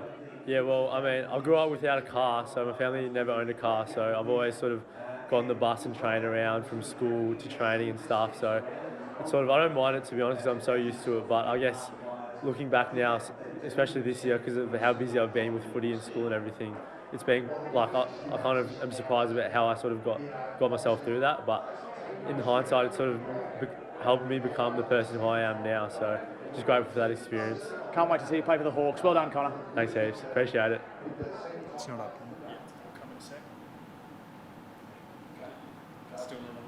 With pick 46, Hawthorn have selected Tyler Brockman. What a selection. I know the West Coast Eagles had their eye on this young fella. He's a really talented type in the mould of a Harley Bennell. Just got really good athleticism and a nice step and elite foot skills. So that's a steal from Hawthorn because they would have been hoping West Coast to get through to their first pick. I watched him play in the winning Subiaco Colts premiership team under the guidance of Christian Dicton and Chase Creedy, and he just got better and better as the year went on. So he's the type of kid, he's not a speculative pick. He's a player that's got talent that can certainly step in and impact at AFL level. So that'll have thrown a little bit of a spanner in the works, I'd imagine, for the West Coast Eagles, and they'll be having a bit of a look at what's next. But very, very intelligent, shrewd recruiting by Hawthorn to get a player of his ilk in that late in the draft. Good stuff. Geelong up next with pick number 47. And as we spoke about beforehand, this is where we start to see a few players come from nowhere and surprise others, and that's what's forcing a lot of reshuffling of clubs' lists. That's right too, and clubs will be looking at their rookie lists as well, whether they might look at upgrading a rookie player at this late stage, and we'll see whether those sort of scenarios start to happen within the various clubs left in the draft period. But yeah, plenty of discussion going on at the moment. Chris Scott, Simon Lloyd involved with Stephen Wells. It's a big team they've got there, the Cats, isn't it? It's probably the biggest team in the draft so far. Well, they do it so well. Yes, they do. And they really do have an opportunity again over the next couple of years while Tom Hawkins and Joel Selwood are still on their list and playing good football, and Patrick Dangerfield, they're very much within the striking zone. And Troy Selwood, part of that group as well. So the right-hand man to Stephen Wells, now the list manager in Stephen, is Troy, one of a very famous family, and I think a very thorough recruiting manager as well. Got a great feel for the players right around Australia. And you see Andrew Mackey in the middle of the screen as well. He's one that stepped straight out of footy and has gone and worked in a couple of various roles within the footy club, but has a good handle on the talent coming through as well, and is really advancing quite quickly throughout the ranks in the recruiting world, especially for that mature age type recruit, or looking at the opposition and where they sit in the competition as well. He's very impressive, Andrew. Well, I think smart guys like that. A great player, wasn't he? But to be in around the Stephen Wells while he's in charge, and to hear his wisdom, I suppose, as he goes through. I can see Troy learning off Stephen, and now Andrew thrown in there as well. They're building the future with their staff because it's a very specialised area, isn't it? Wells has been in it for 30-odd years. Yep.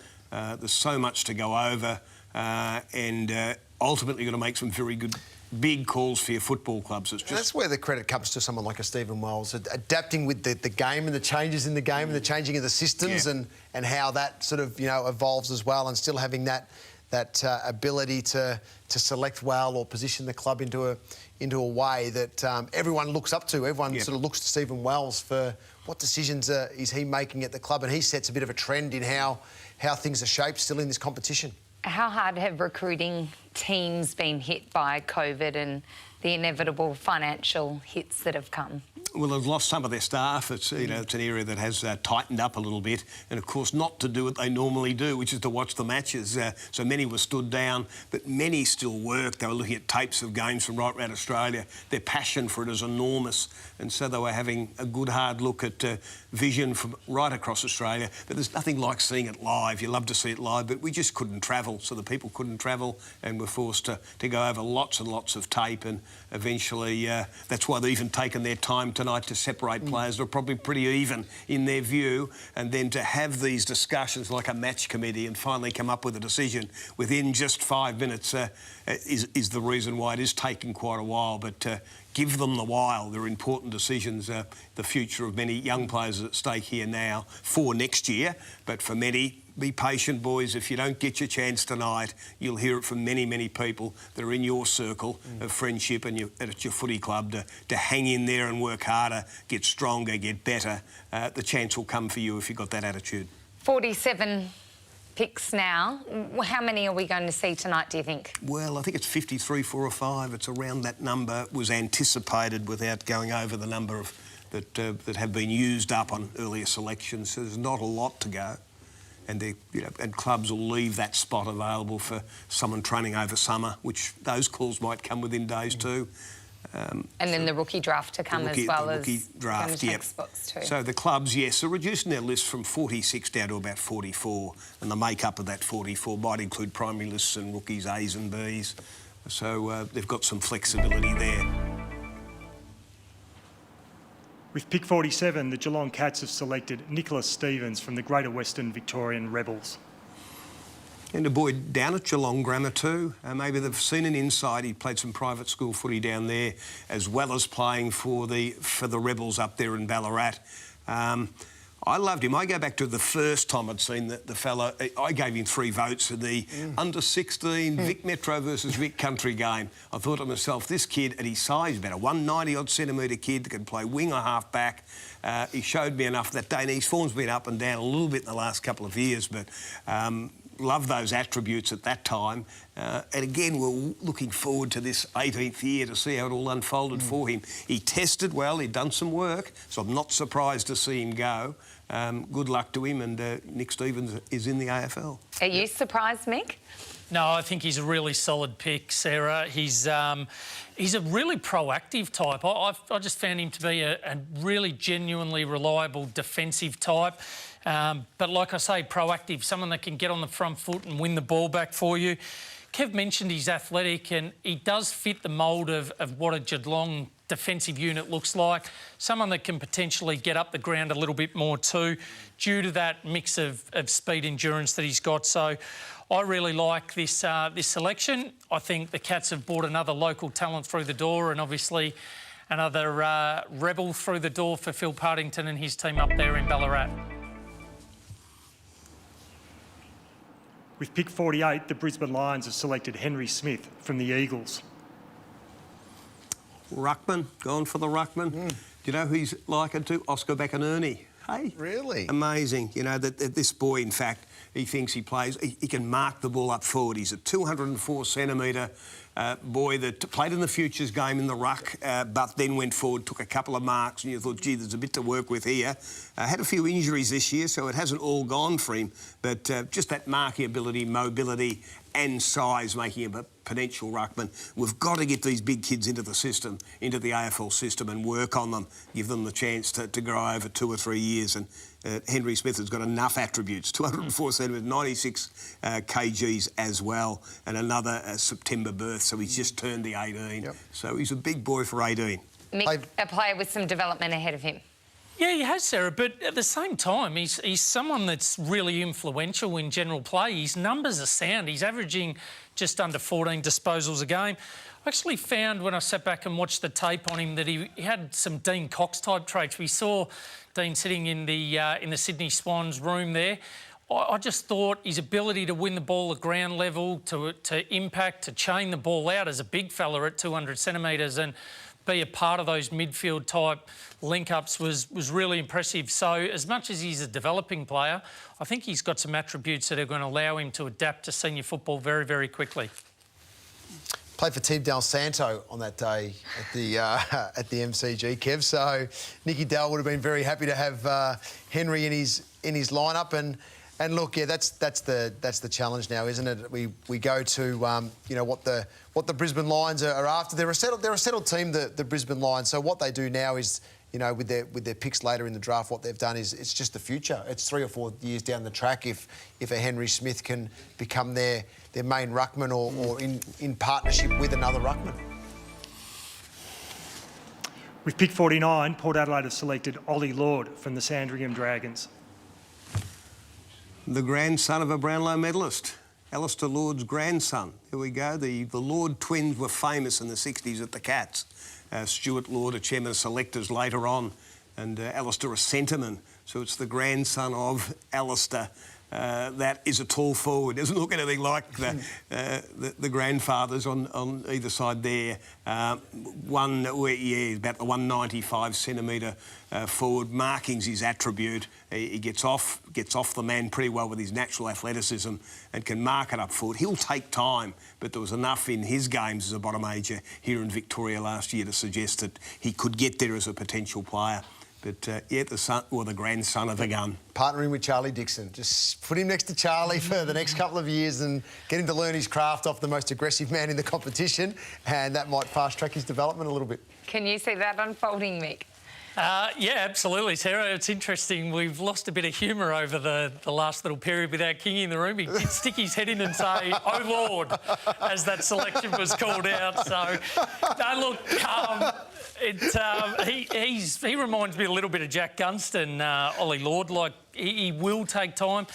Really nice depth in his kicking, and again, he's another one that just creates some opportunities for those around him. So he'll certainly take a little bit of time. Another nice size. The amount of players we've seen taken at 190 centimetres plus has been extraordinary tonight. It's another quality selection from down the Bayside area at the Sandringham Dragons, and one that, like I said, Kingy was very, very happy with as that selection was called. It's a good point with the size, isn't it? There's a big pending coming here for Fremantle, with Essendon selecting Brandon Walker, Sarah. Yes, so we can see on screen there what Fremantle gains. Obviously, Brandon and pick 60, but losing 53 and 118. 118 seems a fairly long pick away. Yes. So Brandon Walker is the flying machine. He's Jason Johannesson. He's like him, and he's born in Africa too. Comes from Ghana. Again, in that game, the futures game in the Australian under-17s, it was his pace in that first half that was amazing. His pace and power out of defence separated him from many, many others. Again, a boy that is just evolving through the Colts competition, the under-18 competition in the West. Mick might have a comment on him, the boy from East Fremantle, but geez, loved what I saw of him last year. Yeah, absolutely. With pick 50, Fremantle have matched Essendon's bid for Brandon Walker from East Fremantle. There you go. Mick, what do you think of this one? It's a goodie. Yeah, it certainly is. Really surprising. I would have expected his name to be called out a lot earlier in the draft. I'm not surprised to see Essendon put a bid in on him, especially considering they lost Adam Sard and Connor McKenna, because he's a ready-made replacement. Does need to work on his defensive game a little bit because he is all-out attack at the moment. But when you talk athletically, what the attributes are required to play AFL football, he's got it in spades. And when he does take the ball and go, which he showed during the Colts final series, particularly over there in Western Australia, was that the other players can't get a hand on him. So Fremantle will be absolutely stoked. I think they've had a fantastic night, and to bring a player of his calibre through this late in the draft, they'd be very, very happy with, because I saw him as a potential late first-round pick, at worst a second-round pick. So great to see Brandon Walker make his way onto Fremantle's list. So a bit of a steal there for the Dockers, as we're seeing so much with these academies, really, aren't we? If you're lucky enough to have the player in your academy and be able to develop the talent, it's... Now this one is interesting. Morris Rioli Jr. Now, tell us a little bit about this young man with a very famous name, please, Kevin. We might talk about Junior for a start, and you can talk about Dad, but Junior Well, unfolding like the Riolis can, which sometimes is in their 18th year, Daniel didn't really come good until maybe the middle of his 18th year, then accelerated in the last half of that year to be the star of our combine even as an athlete. Played some brilliant games for the NT and then for Ballarat. But young Morris, it was in a game at St Mary's in about February this year that I had a call from a scout watching the game saying he's starting to show that he could be a player, this boy. We were looking for the allies to get him in with young Coleman up forward. So he played a brilliant game, kicked 4 goals, starting to show the tricks of his father. And he's a boy that has come from the Tiwi Islands, represented the NT in underage level. And the bid is in. With pick 51, Richmond have matched Essendon's bid for Morris Rioli from the Oakley Chargers. Didn't take them long. They just had to, didn't they? Yeah, they just had to work it all out, press the button and make sure that Rioli enters their playing. And Dad was the superstar, wasn't he? Yep. Norm Smith. Yeah, he was. And for Richmond, he played. He's eligible actually for Fremantle under the father-son rule as well. And of course, being from the Tiwi Islands, that's Essendon. Also Essendon as well, 3 clubs. Yeah, he hadn't signed with them, so he was really wanting to get to Richmond. So I'm not surprised that Essendon put in the bid to keep Richmond fairly honest there. Yep. And a great mate of Jamara Ugle-Hagan too, down at Scotch College. They've trained together through this year. And Jamara had been a mentor to him as well. We see him here playing for that great club, St Mary's, up there in the NT. Michael Long's club. I think all the boys come through there. The Longs, the Riolis, etc. But a great story for the game to see young Morris in the AFL. Wonderful romance in this story, isn't there, Mick Ablett? Yeah, it certainly is. I love these sorts of things. And it's funny, when I sat there watching his vision, he's one of those players that you just smile at the screen and shake your head at what he does. He's got an unbelievable kit bag of tricks, and I haven't seen too many players as elite front and square as him. Just his ability to read the ball off the pack and off a contest is exceptional. And look, Wally Gallio's done an unbelievable job up there in the Northern Territory as a state talent manager, probably the hardest job in the country. So for him to get Jordan Jeffrey up on the Gold Coast Suns list now, Morris Rioli, is a real credit to what he's done up there in the Territory over a sustained period. With pick 52, Essendon have passed. OK, so the Bombers now passing, which ends the 3rd round. That's interesting because they had 2 bids on academy kids and then deciding to pass after that. Yep. So, yeah, not getting the talent in the doors, but they'll look to do that in another but that's way. it. But they took a punt. You never know. It might have fallen their way, but it hasn't. So they're done and dusted by the sounds of things now, the Bombers. And we'll start to see, Kevin, teams move through and pass as they fulfil their list requirements. Yeah, that's their right now to see if they save one for... We talked about the pre-season training opportunity, the Sydney Stack rule, if you like, where he trained at Richmond. They fell in love with what they seen. They added him in that flexible period that has now been, I suppose, arranged for the AFL clubs to make choices over summer. So that's the flexibility, and let's say some of the boys that missed tonight might get that chance to train on. So we'll just have to see how that unfolds. With Rioli there, look, I'm likening to Brandon Parford too, and I was trying to think about the Indigenous small forward that also come from the NT, and you see how valuable a player he's end up at the Cats, as it and young Rioli reminds me of him. We're seeing the West Coast Eagles for the first time it tonight. Eagles fans, I hope you've been stayed up late to find out who your team will take with pick number 52. Obviously, they don't have a massive hand in the draft. They gave up a lot to get Tim Kelly in the door in 2019, so they don't have a lot to play with tonight. But nonetheless, a pick's a pick. No, but they've also got Witherden from the Brisbane Lions, who can run off half-back and is quite a good ball user. Langdon as well from GWS. So they've got a couple of senior players that have arrived at the footy club anyway. They've lost Tom Hickey to the Sydney Swans, so he's departed. So you're right, with what they did last year with Kelly and then Witherden and Langdon, the pick is in. With pick 52, West Coast have selected Luke Edwards from Glenelg.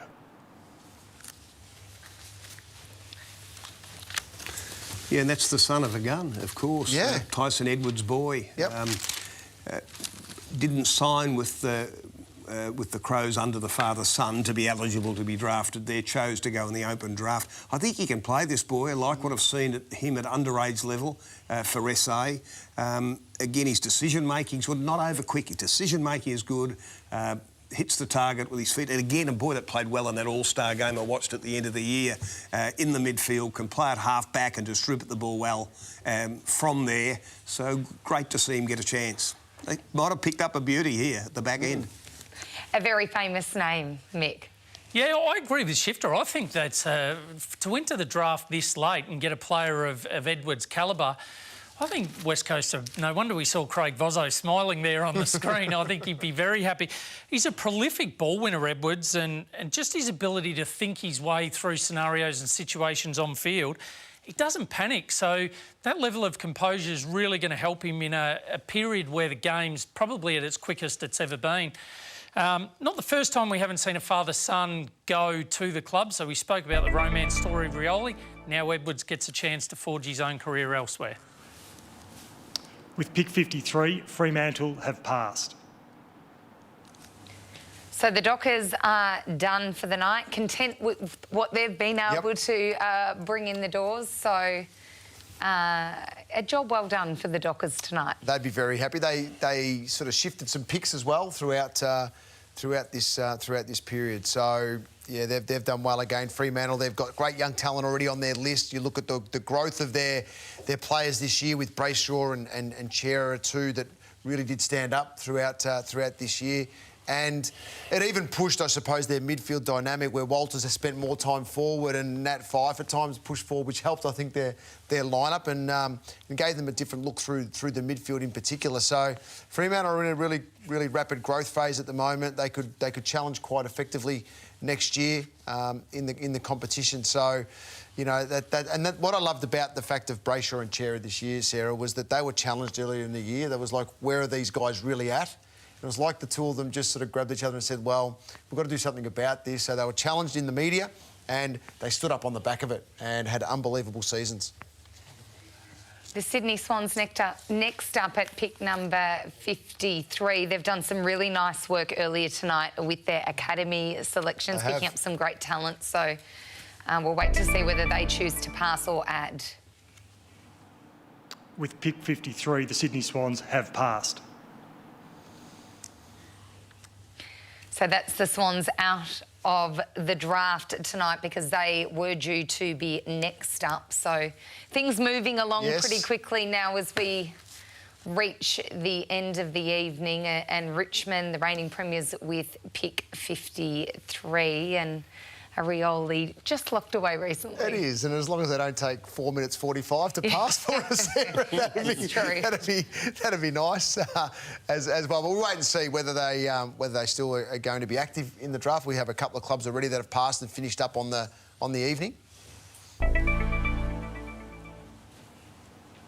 With pick 53, Richmond have passed. OK, so the Tigers are out as we have a look at the remaining players. Kevin, anyone on there that catches your eye as someone that should be snared in these last couple of picks? Well, I just think all of them appeal to me. Yeah, they are. They do. Zane True was sort of ranked in the 20s, I suppose, in terms of... Some clubs. Yeah. Eddie Ford played well grand final day, a boy from the Western Jets. We roll to the next page, some of the tall boys as well. Jackson Callow, a boy from Tassie, and Sam Collins from Tassie as well, have both got AFL attributes. Definitely like Callow. Jackson Callow's, I agree with that.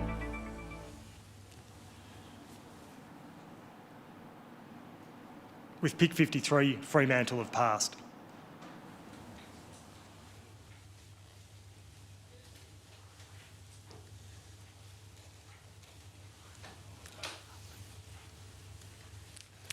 OK, so the Western Bulldogs up next, pick 53. They're content, really, because they have had the biggest win of tonight. They secured the #1 draft pick, one of the hottest talents in the game, and a very driven young man who looks like he wants to do well off the field as well as on it, which is really crucial as well. That's right. And if you're a Doggies fan out there and you haven't seen the highlights yet, just have a look at some of the highlights too, especially the highlights we showed earlier on. Marking in particular. Very good, very good. So you can see where he's going to fit straight into the lineup already for the Western Bulldogs, especially if he sits alongside Norton, or whether in the years to come he can position himself in that forward half and Norton go back. I can see Norton being sort of the type of player that opposition sides will struggle to get past at centre-half back because of his ability to read the play and his marking ability. So we'll see the way the Dogs line up in the years to come with players of Norton and Ugle-Hagen's ability. And Sam Power, the list manager, with Dom Malesi, who's just moved across from Collingwood to be their national recruiting manager. Some of the new faces of the Western Bulldogs in this space. And it looks like a bid for Cody Brand. He's an Essendon NGA player. Tall defender, 195. He certainly, again, played in that futures game. Yep. His dash from defence and long kicking stood out to me. Was injured at the end of the year. Didn't see him test, so wasn't able to add to his portfolio, so to speak, at the end of the year. So they can see something from this boy from the western region of Melbourne, really, the Essendon sort of Western Bulldogs region. That's in that key defensive post. I know Alex Keith played really well in terms of, joining the Bulldogs last year. I thought he settled in really well, but you got to look to the future for these key sort of posts within your lineup, and there may be a couple of ways from a couple of years away. They'd like it to happen quickly, of course, the player in particular, but realistically it could be a couple of years in terms of where the dynamic of the side is at before you can hit your mark. But patience is the key, and the player doesn't have it. The clubs generally do sometimes with these players that they do bring in, that they know within a couple of years in their system that they'll be able to develop a player to fill the void of players that retire or fall out of form in the future. So big Cody Brand, Essendon grammar boy actually, appointed captain there to lead the school this year and didn't get to play. So obviously he's highly rated at that school that's been wonderful in developing talent. And of course at the Calder Cannons as well. And a genuine 195 centimetre, 84 kilos. So he's got the height already to play in the big forwards. Almost have certainly gone tall tonight, haven't they? Yeah, well they have. If they match the bid here for Cody, then yes, they have. Yeah, if they end up keeping the academy member. It's sort of been the height, the 195 sort of above or smallish in a way. You know, there's been a lot of players that have been in the 170s also that have been drafted tonight as well, and I think that goes down to that skill element, the kicking ability of the smaller type player. There you go, he's compared to a possible teammate, depending on what happens here with the Essendon Footy Club.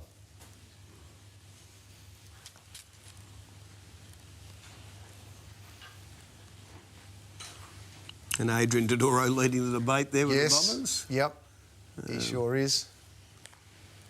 Rob Foster-Knight is the other guy that is the national recruiting manager with the club. They're the two important decision makers. It's a matter of how many. Josh Eyre, they took a little bit earlier there, another tall player that can play probably forward, potentially back as well. This must be incredibly nerve-wracking for the players involved to be sitting back watching While the player knows he's drafted, it's just where he's sitting. Yeah. I think it's a tough decision for the club as well, because being an academy player, you've put time into them. So as much as you mightn't have the points, or you might want to lose points in the future as well, because that's the way you're setting yourself up, they'd be extremely disappointed to press the, unfortunately we're not going to draft you sort of scenario. So it's a really difficult decision as well for the footy clubs involved, because they've put a lot of time in and effort into the development of these young men through the programs that they do have. Yeah, they've made an investment. Yeah, so that's right. Of course they have. And that's where it sits for, the Western Bulldogs now sitting there going, OK, well, the club's put a little bit of time into Cody. We can see what, the fruits of that, and that's why they now have put the bid in for him as a player. It's taking a very long time. It is. Yes, it sure is. That's why we use that term inexact science. We don't all see things the same way. No. It's a classic example of it here, where the Western Bulls can see some, a tall defender, AFL potential in this player.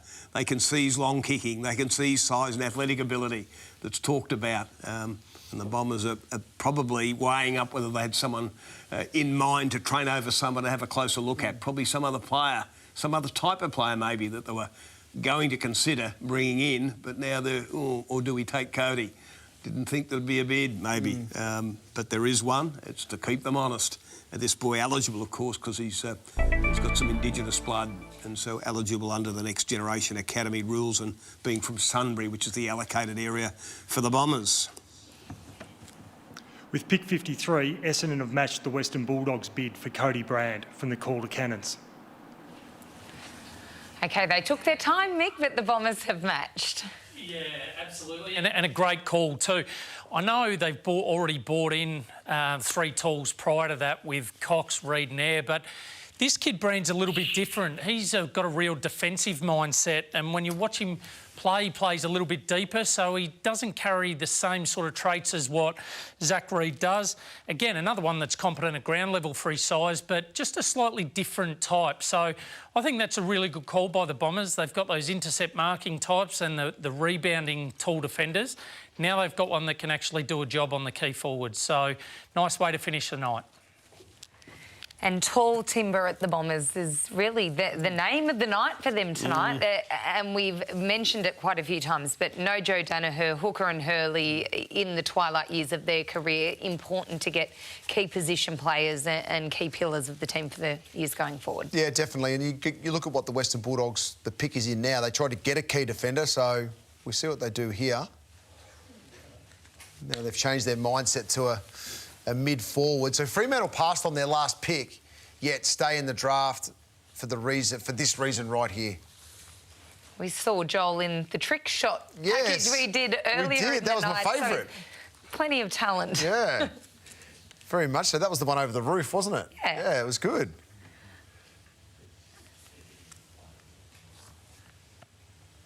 Well, Billy Brownless started it all those years ago, didn't he, with the kick over the silo? That was the start of that was the start of it all. But see what Freo do here. Their pick is in. Haven't taken long.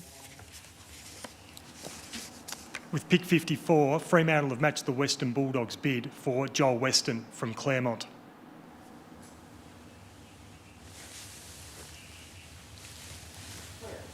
Yeah, no surprises there from the Fremantle recruiting group. I think Weston's an elite talent. He's a young man that's got absolute elite speed. He's only small of stature, but when he gets the footy out wide, he goes. And very, very difficult for opposition teams to get a hand on him. So that's a no-brainer for Fremantle. They've added some outside class, a young man that's from Western Australia, so they're backing in the local talent.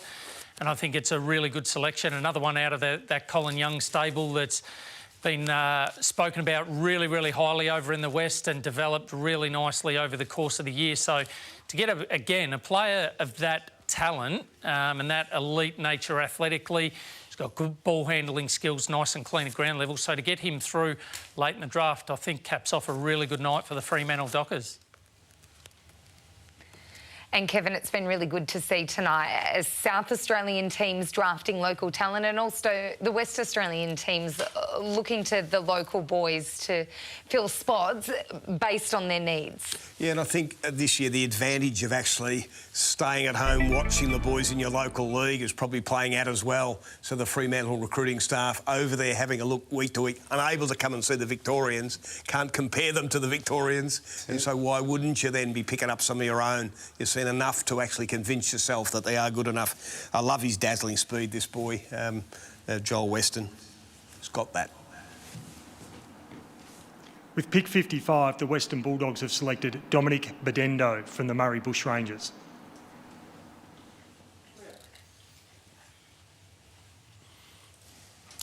So the Murray Bushrangers pick their believe it, mate, and get through this. Brad Johnson, and adding really to the talent that they've already picked up tonight. Yeah, that's right. Look, it's a pick here for the Dogs at the back end, and we wait and see how Dominic fits into that lineup, that general forward that he is. And we know that the Dogs have sort of, you know, they got sort of a little bit lucky, I suppose, during that trade period with the Treloar just, you know, yes. Working through that, and Sam Power doing a great job when Treloar, you know, that wasn't even on the radar of really anyone. But then when he popped up, the Bulldogs were able to pounce on that, as well as, you know, being able to keep Josh Dunkley at the football club as well, which has been huge, getting the #1 pick now, and Dominic and also onto the list. And Dominic, if you're looking for X factor here, he's got all of that in spades with his marking. Sensational mark, backed up by being the best performer, that running vertical jump, nearly 100 centimetres up in the Nick Nat sort of region there. And to see that, Jeremy Howe-like stuff that he can take in the air. And again, taken later because we haven't seen his 18th year. We've seen him athletically. But he played some good games for the Bushies last year in a wing-type position, but he's probably grown more and can play in potentially other positions as well. OK, St Kilda's pick 56 is in, and it is a pass, so they are out of the draft for 2020 as we move things through to the Brisbane Lions, and we expect clubs to pretty quickly roll through. A few will pass from here on in as we get to the closing stages. We got to that number, I think, of the draft. Shifter said 55 throughout the night. That's probably where we'd get to. So we're there now. A number of clubs have passed already, are out of the draft. So we're just waiting to sort of finalise the rest here. Brisbane's still having a chat around what they may or may not do, and the decisions they'll make to whether to continue on or not. And Sarah, I'm really looking forward to seeing the boards of the clubs, to see the collective that they've picked up tonight. You know, some clubs having a minimum number of picks, others 3 or 4 picks, and so it's a vital night for them. When you look at it as a group, you can see what the emphasis has been. Has it been the size or the speed? Are they after forwards? Have they got the ruckman in that some of the club's fans will know that that's what they badly need, one of those coming through? So those boards are pretty vital. And maybe the fans over the next couple of days will absorb all of that too, to go over at the fine-tooth comb and see if they believe that their recruiting people have really stocked up on the players they perceive their club needs. The Brisbane Lions have passed on 2 picks. They will remain in for the time being in case there's an academy bid. So that takes things to North Melbourne, who were an early player in the draft. They were at the pointy end this evening and were able to secure some really impressive midfield talent. So just waiting to see whether they continue to flash out their list with some later talent here. Yeah, Dave Noble's going to be fantastic for the playing list. He really is. He's got that ability to, you know, that manager type role, I suppose, in creating the stability around a football club, and he'll make the players love the environment. That's for sure. He's got that genuine ability of being, you know, that genuine coach that that will drive them in the right direction to. As I said, walk through the doors and go, you know what, I can succeed. And I think that's part of what, you know, he brings from his experience over a long period of time. With pick 56, North Melbourne have selected Edward Ford from the Western Jets. Fantastic for him. But yeah, I put him in 40. You know, he's there at 56. Yep. And I did probably see him half a dozen times last year, but I've seen him grand final. He was in the best half a dozen on the ground. Yep. You know, can't do much more than that. And he's grown again. He's got the 189 centimetres. Gets around as a half forward with great goal sense. His marking, he can take some special marks at times as well. His speed testing was good. Yeah, and I've noted down he's grown that 5 centimetres, go from 184 to a 189. He's got AFL attributes about him, and I suppose they'd be surprised that he's still there at that point. And he's almost a local from Yarraville Sedna as well, around the corner, and gets the chance with North Melbourne. Well, having played at the Western Jets, you always look to who are there, 2 or 3 that might get drafted tonight. So Eddie Ford was one, Liam Conway's another one who might grow in an under-19s year next year, definitely. put a lot into growing his footy this year, and Eddie Ford's exactly the same. So, congratulations. It's good when you see, you know, the club that you played for, you get you still get some representation in the draft.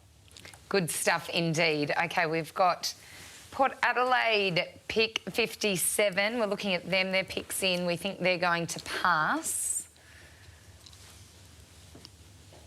And they have which moves Gold Coast at pick 57. They were another team that had some early picks tonight, which will be the headline makers for them tomorrow. Yeah, definitely Elijah Hollands, but with Rowell and Anderson. So already, and Matty Rowell, I suppose he's even getting coverage now of just, you know, picking up balls at training and bits and pieces. That's how much we love him in the... Can't wait to see him back, Can't wait to see him back after the shoulder injury, of course. So, you know, and he's progressing really well from all reports in terms of coming back from that. And you sort of forget about some of the others that they do have in their lineup. Buderick was sensational this year for the Gold Coast Suns. Sharp played some good games at the back end of the season as well. Hollands will have an immediate impact. Whether he plays straight away, we wait and see. But he will go in there and try and play round one. That's the type of mentality that he will enter the club with. And we mentioned earlier Alex Davies and Joel Jeffrey, the two pre-draft selections that they put on their primary list as well. They could have been top 20s, those boys, so they're given those two concessions about 12 months ago, should the boys been good enough, and they went straight on. So Davies, the boy that captained Queensland in basketball from Cairns, great to see, down there training with them now, and a boy that terrific. He's a bit like a Paddy Cripps for mine, a tall midfielder, great around stoppage. You've got the basketball trait of being very unflustered with the ball in the hand and able to flip it off to the boys that are running on the outside. And Joel Jeffrey, he is the versatile 192 guy that can intercept mark half back, go forward as he did an all-star game this year and kick goals, even play as a tall midfielder. So they should be pretty happy with those stocks as well. All right, the Gold Coast, the Bombers and Carlton have all passed, so that scoot things along to Adelaide, who had the very first pick in tonight's draft, and that was a really key moment for the club. Obviously, they ended up having the second picked player arriving to their club in Riley Thilthorpe, but they're passing as well, so we're moving through them a little quicker now.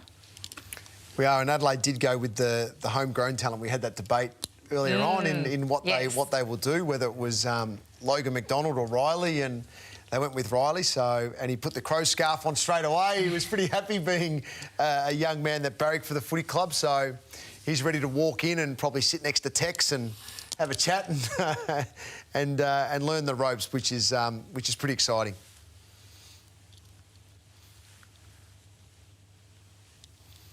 Glenn Luff still working the phones, busy. Whether he's trying to get a deal done, we wait and see here for North Melbourne.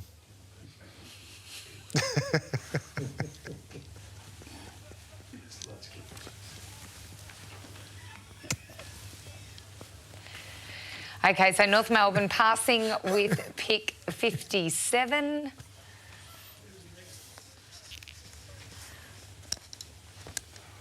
The Eagles up next, who, as we said earlier, haven't really been big players tonight, but what they have done, Kevin, we've liked as Adam Simpson watches on.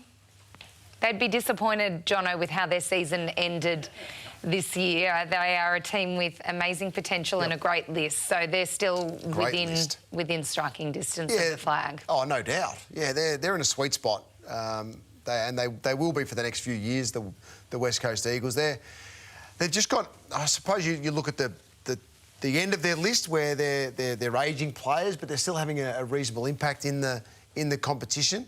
I liked who they've picked up. We mentioned that a little bit earlier as well through the trade period.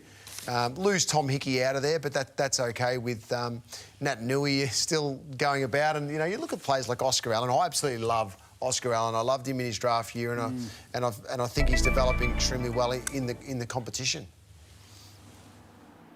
With pick 57, the West Coast Eagles have selected Isaiah Windsor from Peel Thunder. All right, we're going to throw things over to Mick, who is our WA football expert.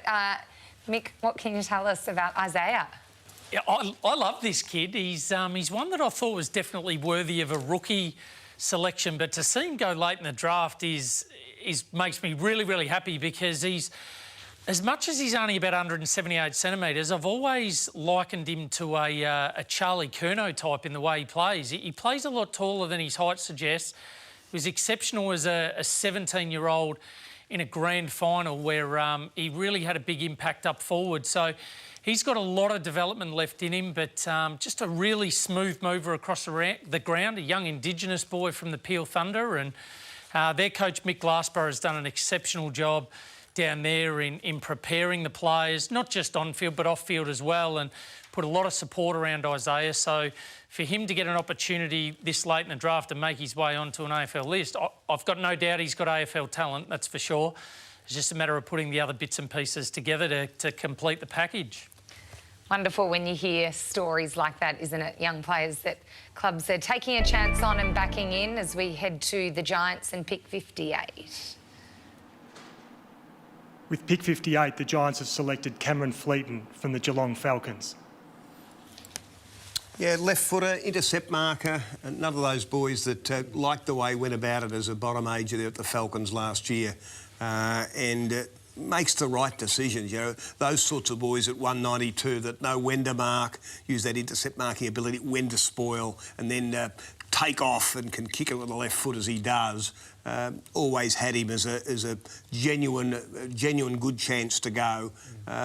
Again, surprised he's there so late. It just shows that we all see things differently. Probably living here, you see a lot more of those boys in their 17th year. He looked to be a player last year for mine, and he does get his chance, be it late. It doesn't matter after tonight what number you go. You're on the list. You could have been top 10 or whatever, and the players at the club will take no notice of what number you were. Right. But it's a good one for the media, a good one for the fans. That's a good point, because the amount of players that come through, and unless they're in the media at pick 1 or 2 or something like that, most players would probably, they just see them as a teammate now. It doesn't matter what number you are. It's the way that you handle yourself in your first few days, your first week are really important, I think, when trying to just find your way within a footy club environment at the AFL level.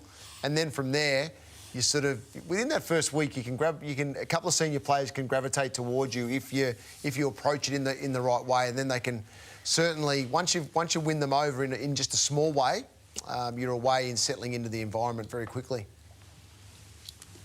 Collingwood and West Coast both passed and out of the draft while you were speaking there. Yes. So we've reduced the amount of clubs that are still active by a couple.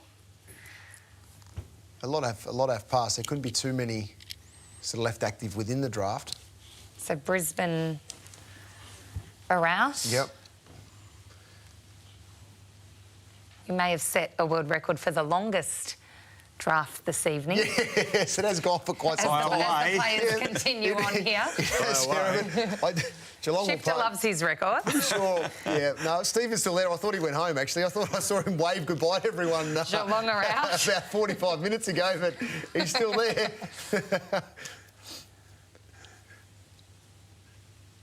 So the rookie draft, we know, will take place after this. So what preparation do the clubs need to do, and what taking stock do they need to do after tonight's concluded? Well, it's going to be about noon tomorrow, so I reckon they'll spend an hour before that just summing up their position, an hour or two maybe. I don't think there'll be a lot of choices. They've filled most of those rookie spots. Yep. The pre-season draft's on beforehand too. Might be only a handful of choices there, or less than a handful.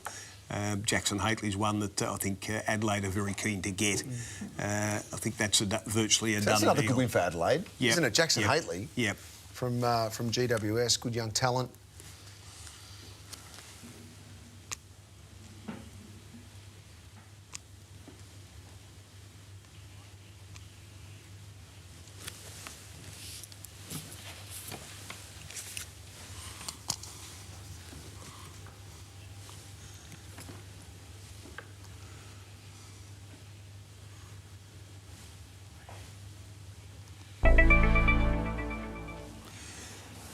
With pick 59, the Giants have selected Jacob Ware from the Eagles. Wow, this is a kid that's come out of nowhere. He's played 3 years of reserves footy there at Woodville West Torrens and then had a breakout year. this year, playing across half-back. Again, how old is he, Kevin? 22 years of age, Yep. so he's a mature age boy that's kept at it and then got the chance. His intercept marking, his kicking and his features. Gee, you see that a lot now. Fleeton is that type of player as well. That's what have been taken late here. He's got a few of the traits of a Brodie Smith, and he's a star for Adelaide, isn't he?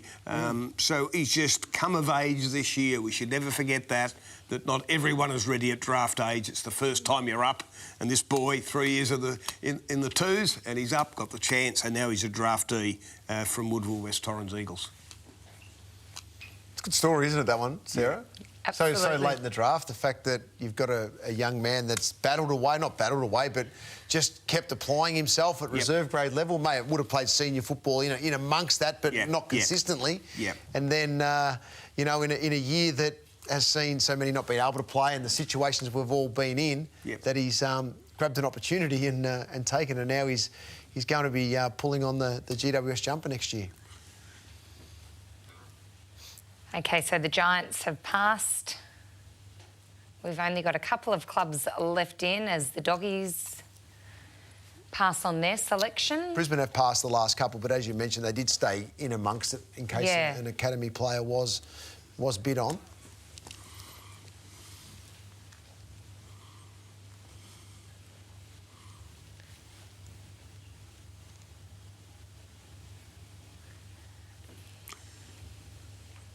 Steve Knoll we see in the centre of the picture there, their national recruiting manager. You got to see Leon Harris. Yeah, Leon Harris as well, which is great. Fitzroy Brisbane Football Club. With pick 60, the Brisbane Lions have passed. With all clubs having now passed, the 2020 NAB AFL Draft has now concluded. Congratulations to all draftees and good luck at your new clubs. Thank you. All right, there you have it. The 2020 NAB AFL Draft is over and the club's landing some wonderful talent on their list. Stay with us after the break. We'll wrap up who your club has chosen. Don't go anywhere.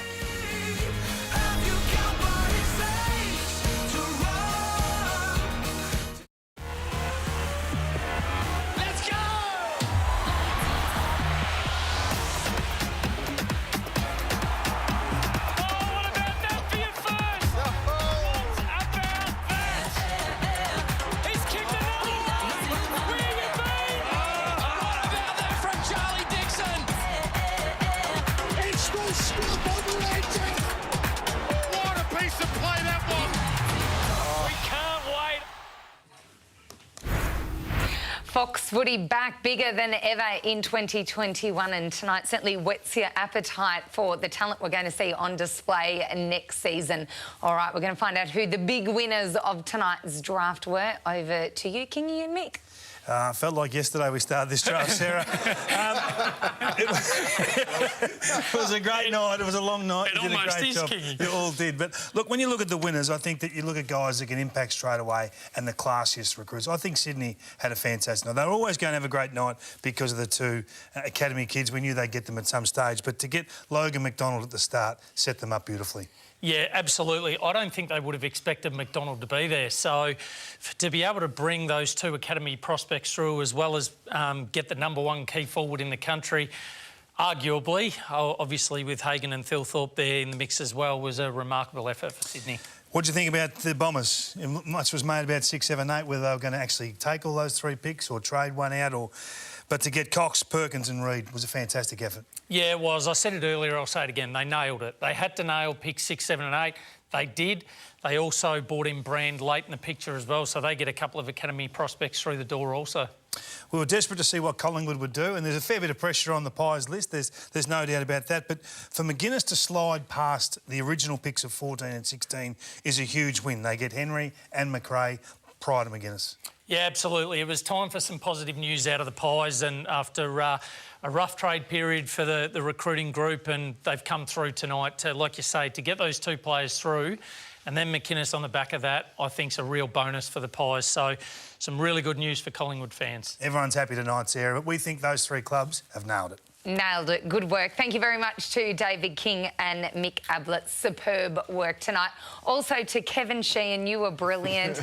Not a player in the draft that you don't know about, so well done to you. And Brad Johnson, great to work alongside you as Thanks, always. Sarah. Well done. It is a brilliant time of year to be a sports fan because Fox Cricket, well, they are setting the world on fire at the moment. Huge ratings. We've loved the cricket action we've seen so far. Tomorrow night, the Big Bash begins. It is the Hurricanes and the Sixers. Make sure you are watching.